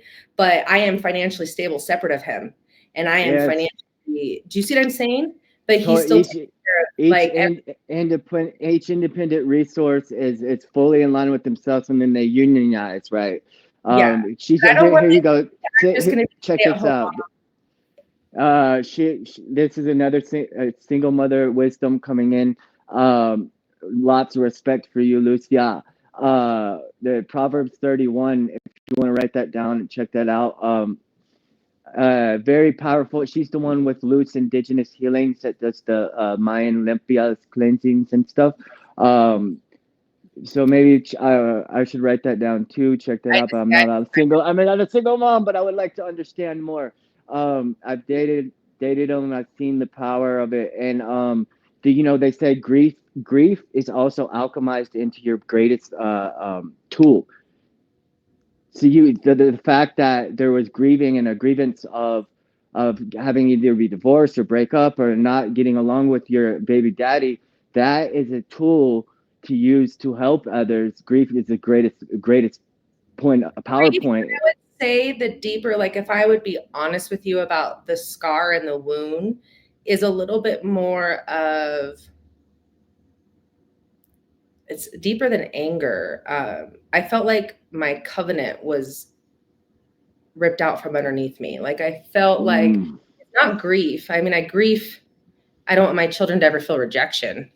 I guess I grieved the loss. I mean, he was a man child, but I think ultimately I realized like that individual, if they're not right with God and they're not rising with us, and I didn't have boundaries and I didn't have the full understanding and power of goddess and womb. I mean, I became a mom at 30, but I still realized like it's anger, it's resentment because I've had to work through my own stuff. Like one of the leaders, the teachers that I had to get out from underneath, she was still a man hater.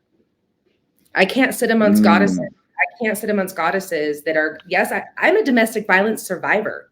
Talk about after the kid's dad Me invaded. too, in different ways. Yeah, We won't but go there right now.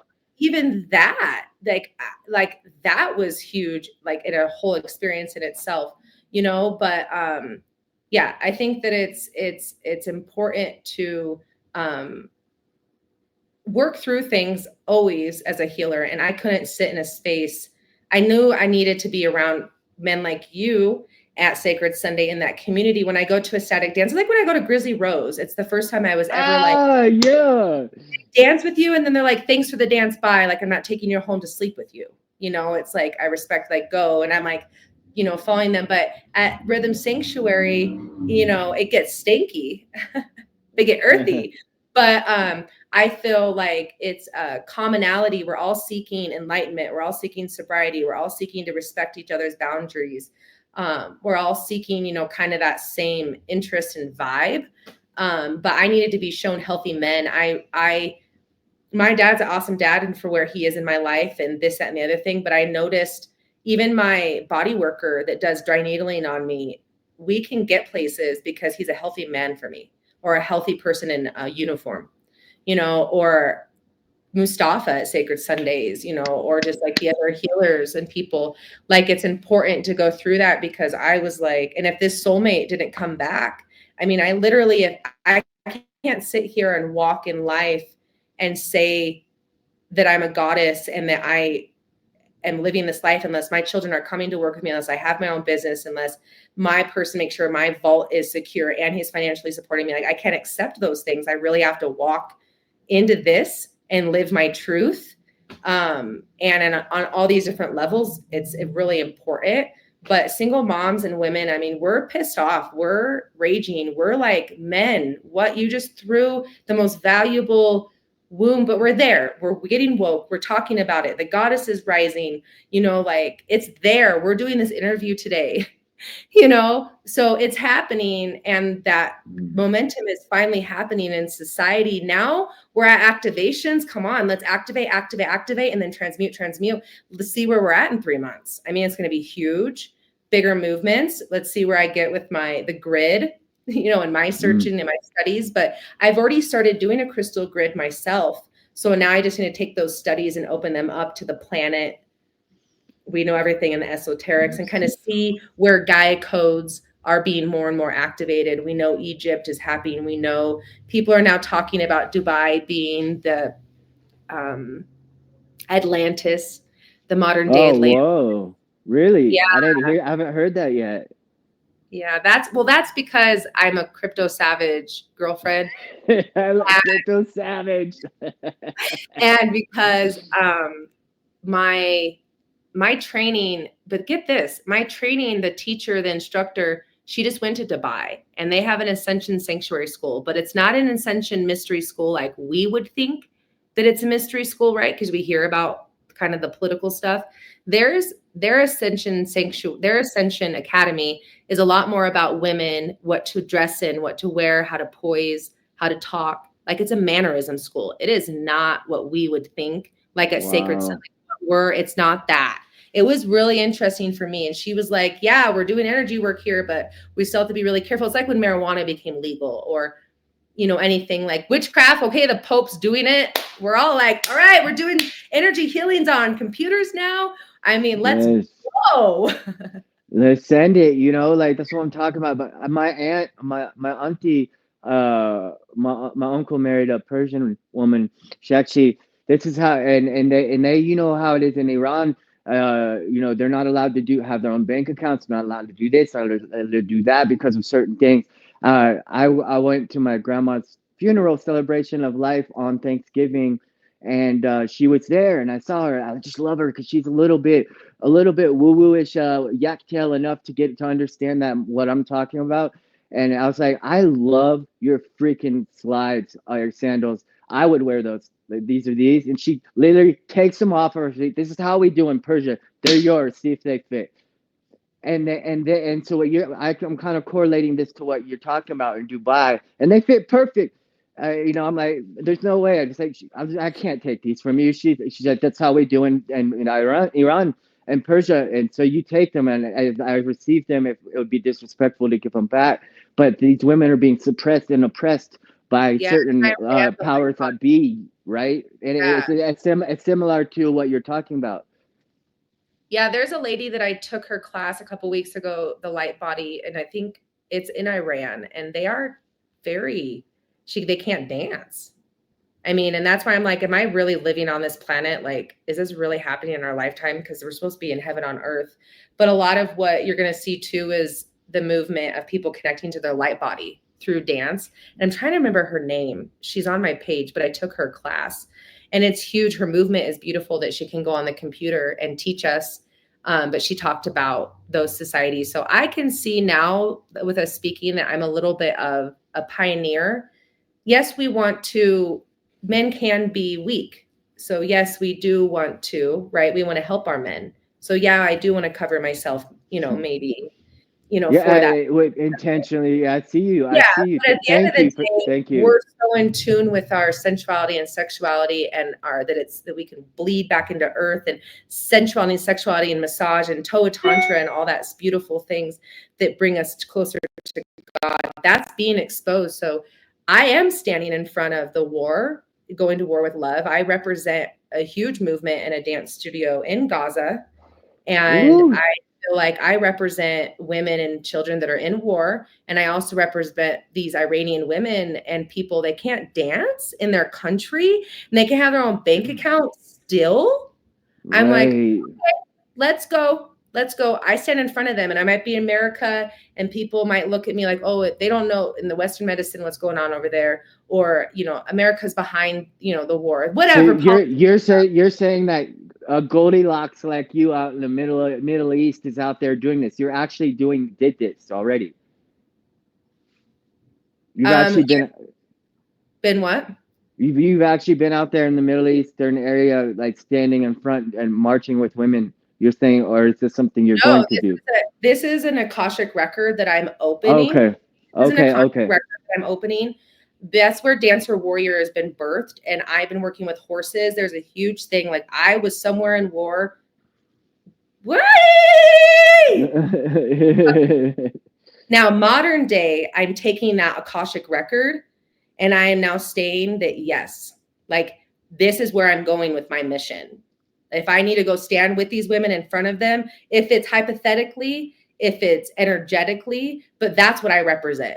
I represent the single moms. I represent the women of our I see. whole world, every country, every culture. Like, to hear that they can't have their own bank account, or to hear that they can't express themselves through medicine, like they can't have an herb or anything to take care of their child with, because that's going to be witchcraft, when it's just earth.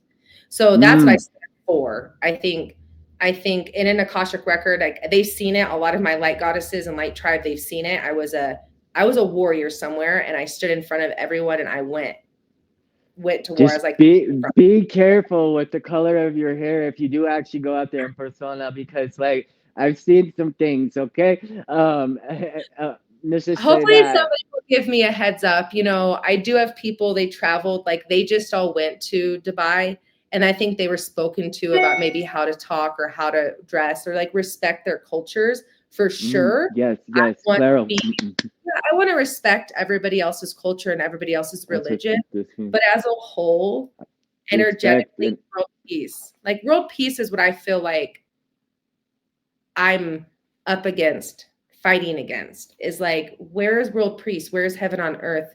Women, I thank God we're seeing it now, where the women are like, we're all understanding why goddesses were calling themselves goddesses and why we're rising and why we're fighting and why we're raging. Like, I think it's coming out more and more where people are seeing why we're mm. doing what we're doing. And the movement's happening Well, slowly you but look surely. at people, Mia Khalifa, the porn star, who was highly famous for being Mia Khalifa on Pornhub. She actually had a huge transformation, and if you haven't heard, look into it. She's a badass, dude. She is out there like women's right activist, like just on fuego fire, burning for a purpose, and she's I think she's from India originally. Check her out, her IG out, Mia Khalifa. Because there's a lot of trauma that comes with that for a woman. And wow, so shout out to her if she does come across this podcast, like keep doing you. um, so we love our goddesses out here. I'm speaking from my masculine personally, with an ethereal energy like such as a feather. Um, you know, um, Compassion, understanding, peace and harmony, respect, love, and the generosity of providing protection in an etheric way, which is lighter than a feather. It's unreal. It's a word I can't describe, and that's how I engineer and design myself to be. I fall far from grace as a man and the masculine. I do my best. Sometimes I fail, but then that's where your valuable lessons come, right? They are received when our failures. Like if I raise my voice at a woman, I'm losing. I am losing. If in an argument, back in a toxic relationship, do I fire back? Do I pull the arrow of the black diamond that's going to pierce her heart and crack it open, or do I pull the arrow with the green heart from mi corazón chakra, or do I fire it at all? I love how you talk. In Geeking out in the energy world. the energy world. It's all good. I think of Paris Hilton sometimes because, and I don't want to shout Oh out anyone yeah, at I all. mean, no, she's on to some stuff though, for real. Like She's on to the some stuff. surrogate birth and stuff like that. Like she's into, She's on to yeah, I some stuff. think. People always looked at her. She was like a stupid blonde. She's just dumb. Nobody knows her. Now she's like doing things. And I kind of look at myself like that sometimes. I'll play the part. Everyone can kind of think that whatever they want about me. But when you're in my space and you're in my energy, people say it's very loving, it's very pure, it's very fierce. And, I think on all levels, we can't judge any book by its cover, so Yeah, don't it's judge mine. It's not what you think. Oh man, you can't though, and the problem is I do that all the time. Like you go into a Barnes and Noble, or you're back of a Walmart or something, like, oh, look at that book, and I pick it up and then read the back. I'll say, or just maybe at first, well, it's not what I thought, but the cover is so sick. I'm gonna get it anyways because the cover. I never read it, or I read a few integration. pages. Yeah, what you're talking about too is, I also think another really important is we need to talk about integration a lot more too, like how people are talking about grounding and we're talking about spirit animals, like integration post and integration back into your life. Thank you for your time.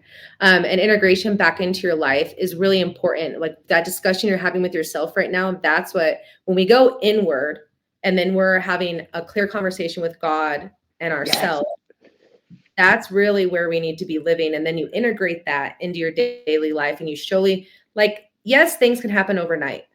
But I also think we should talk about, like, it took me a year or a year and a half to do this shadow work or to really apply this in my life or to no longer scream at my children, you know? So integration, I think as a place, we really need to talk a lot as well. And how, what that looks like, integrating things back into your life and integrating back to being human. Like, as much as we ascend, like right now it's all about ascension, right? Everyone's like, ascend, ascend, how do we ascend? Well, quite frankly, when I became back in tune with Sadie and her physical plane, I descended. I actually feel more at home. Before I felt more homesick, Mm, you know, but mm. now I feel more connected. I was like, y'all are like descending. I'm over here just working on descent. You're ascending. I'm just Wow. Wow, that makes a lot of sense. I never, they like a detachment is another thing for, but you're talking about the ascension realms. There's a little affirmation for you. Um, Eleven Goddess brings vibes. Yeah, dancing warrior elemental goddess was birthed, y'all. It's real. I'm a warrior, they said. I don't know. They call me warrior. The light goddesses do. So I'm glad to hear hey, that's that. rites of passage. That's rites of passage right there. That ain't people pleasing. That's what I see. So yeah, man, like the ascension thing is because I do those meditations and go into the astral plane and leave my body. Sometimes I don't want to come back because I'm so comfortable. And the spirit guide was man or woman or whatever they define will say, must come back to. No, I don't want to come back to my body. I'm chilling up with the Palladians. It's cool. I'm down Once up you here. go, They sit, once, whatever they are. but once people stop judging and say, like, they look like they have seizures or like what's going on, that's a cult or whatever. But once people experience it, I show up excited and fun. Like, we get to go in. Like, I remember during training, it was activation, activation, activation. I was like, all right, let's go get those blindfolds on now. And like, you get excited to go in, and then you want to spend more time there, which is great because if the whole world is meditating, like siddhas, they take them to different. Everywhere a siddha is, the crime rate lowers. Whoa, wait. Explain. What is that word you just said? Sim what? Siddha. Oh, that's from Krishna? No, a siddha is it's Indian. It's Ayurvedic. Okay, They're so like somewhere the over same. there. Yeah, but a siddha, Wow, okay. yeah, a siddha. They're like they're it's Ayurvedic. It's all Indian stuff.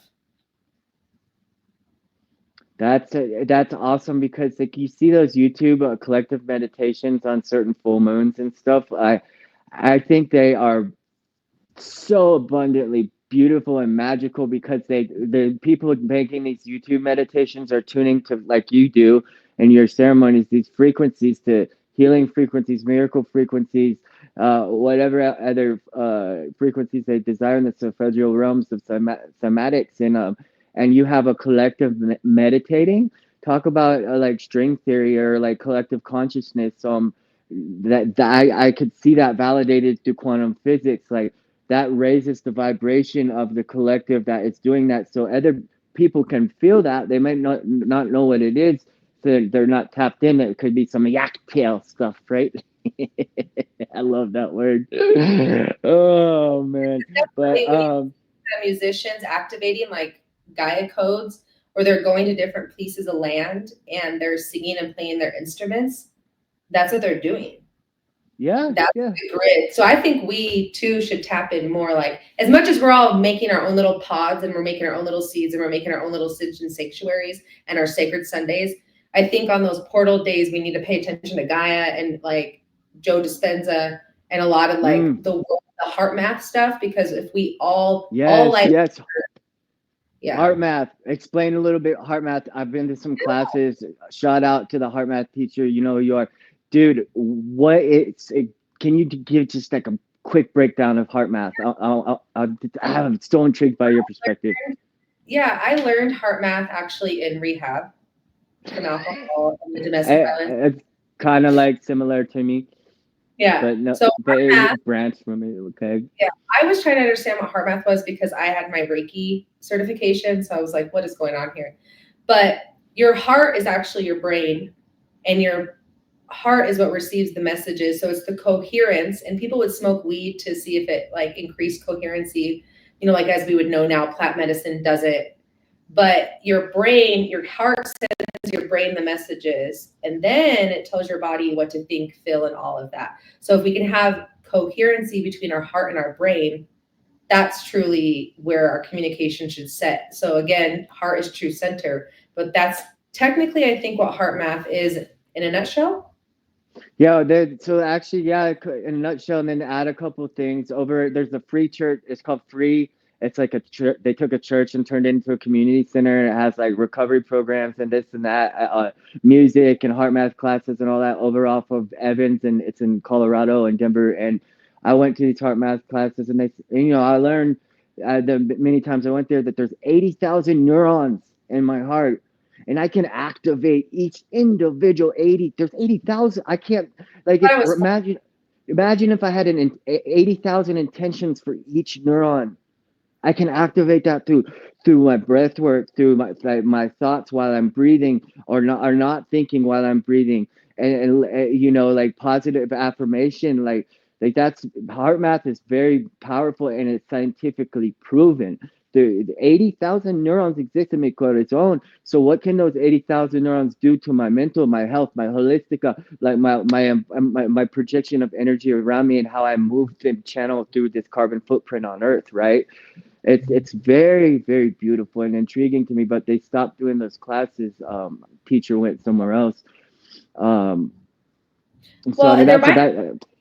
heart math. The actual gal that I put a performance together at Sober Underground with a heart math facilitator, and we are thinking about bringing that to Sacred Sundays.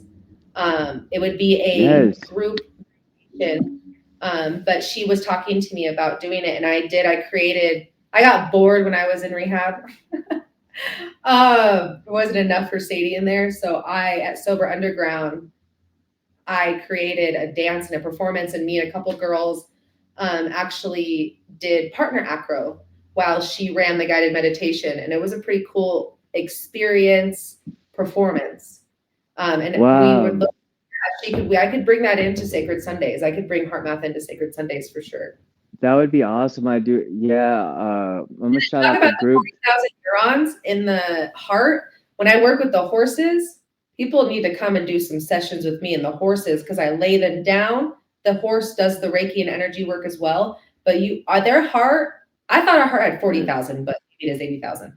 Their heart their electromagnetic field is even larger. Oh, So you're getting energy from the sun, the earth, the horse. I mean, it is like well, powerful. you know what's funny is that when I have a long stint of recovering from narcotics abuse, and coming out of a 2-year program, and then also like many different jails and facilities and treatment centers, I found myself working on a ranch in Texas, and I was working and taking and feeding and taking care of every morning and night the equine therapy horses. And I would make personal connections. I remember one's name was Cash, there was Claire, and then they have a new one when I came back and visited later. But you watch the mechanics behind the way a feminine and masculine horse moves, and they also are very healing animals to work with. The female is always in charge. That like Cash, the wild one, he'll try and buck and show off like the peacock and stuff. But Claire would run around the corral, and she would just smoothly walk and just wait for him to tire out, and be like, all right, are you done bucking around? Let's go do They're some like, healing.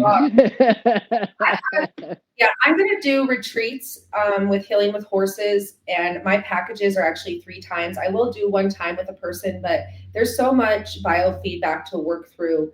I remember when I finally really let go of all fears, because I remember when the horse's butt would go near me. I mean, all these things that you hear, it's like pregnancy. They talk to you like, this is going to happen, and you don't have the same experience. But with the horses and the biofeedback, I remember when I wasn't scared of them anymore, when I saw them, where they safely buck, but they're bucking and they're rolling and they're having a blast. And I was like, they're just like a bunch of big dogs. I was like, they're just like a bunch of big puppies. And then finally, and that was like my 3rd or 4th interaction. And I don't want to get too much into I was personally working with them and professionally working with them. But it was just funny because my fear like went out the door because they're like these big dogs and they align their own spines and stuff. Right, But they have a right. lot to teach us. There's a huge reason of why I'm working with them. And I really look forward to rescuing more horses. I have working with Colorado Horse Rescue January 5th. It's a big intake to do. But I'm going to be a pioneer and we're going to push through and find herds of horses to work with. And Mm. it's going to be a big offering of mine. And they're going to be retreats. I'm not doing plant medicine retreats. I'm not doing Kundalini retreats. I think that's going to be my niche and my specialty and what I can bring forth because what's being shown to me through the horse Oh, is yes, yes. my clairvoyancy is strengthened. Um, there's just so many things that I could say about it, but it is Well, I unlike mean, my talk about facing your fears when you're changing the rear hoof shoes on a horse. Like you're back behind it. It's trusting you to not kick me in the freaking in the neck. Right, I have a horseshoe tattooed on my neck because I faced my fears basically of changing the horseshoes on the rear end. The front ones are easy, but when you change the rear end, man, yeah. that's like facing a gun. Thankfully, the lady that taught me horsemanship, she is a horse trainer and she's a rolfer, and I'm a Pilates instructor. We got froze.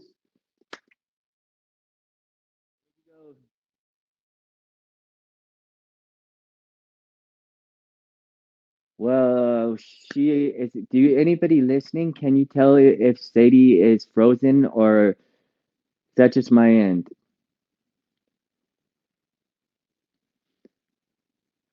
Well, if this is how it's gonna go, thank you for tuning in to the Gaia Gang podcast. I'll post this later on YouTube. If she comes back in, this won't be the end. Uh, Check out Curious Cat Lounge. It's on Broadway, South Broadway, Denver, Colorado. This Sunday, Sacred Sundays, all day events. I believe hers was at 1:11 p.m. If she's tuning back in, she's tuning back in. Oh, I was just making an end. Somehow you tuned back in. Well, Do you here know we what? are. Look at what time it is. Look at what time it is. 1, 2, 3, let's go. So like I was just telling people to check you out at Curious Cat Lounge. So maybe it's 1, 2, 3, let's go to the cat One, lounge and get our two. helos. Literally just went off a line at 122. The energy came through at 122. I'm telling you, come to my class on Sunday. The energy is so strong. Exactly. It just went off at 122. Wow. I think that's a good stopping point, huh? Oh, that's hilarious. Yeah, because don't you have to get to your next class? Divine Sweat. We are going to Divine Sweat at 7 p.m. tonight. Okay, you got a divine sweat. Sounds amazing. Divine Sweat. If there's any goddesses that want to go, I think there are tickets left. There's been no tickets sold at the door, but it's with Universal Temple of Light. Super cool group of girls. And yeah. Yeah, Goddesses Women, check that out. Sadie Hawkins, Dance and Energy Medicine. Yes, it's been a blessing, blessed. So, and thank you for Perfect tuning timing. in. Perfect timing. That was like some Quentin Tarantino Pulp Fiction movement dance. Okay, perfect timing. Perfecto. Thank you so much, con todo mi corazón, with all of my heart for accepting and this platform to share your medicine because I know and trust and believe beyond this universe someone has received it already and will receive what they need to hear. And we'll see everybody who wants to go to Sacred Sunday at Curious Cat Lounge this Sunday, Denver, Colorado, South Broadway. What's good? All right. Colorful Colorado. We're going to keep you colorful and we're going to keep Yes. activating up. Most exposed geology in North America. So your dancing warrior elemental goddess comes to you from the water and the lands of the Rocky Mountains. Perfecto. That's just like a commercial right there. So yeah, I would put some '80s tune in the background, maybe. You could. I just aged myself real quick. Alrighty. Well, you have a marvelous day. Thank you so much. And may you have the courage and strength and discipline to make it through your sweat. I understand those ways clearly, Claro, and honor and respect and perfect peace, perfect love and trust, and may you go on about your day protected. Wopila, wopila. Thank you. Gratitude, Inala. gratitude. So glad I met you. It Yay! took. All right, we signing out. Peace.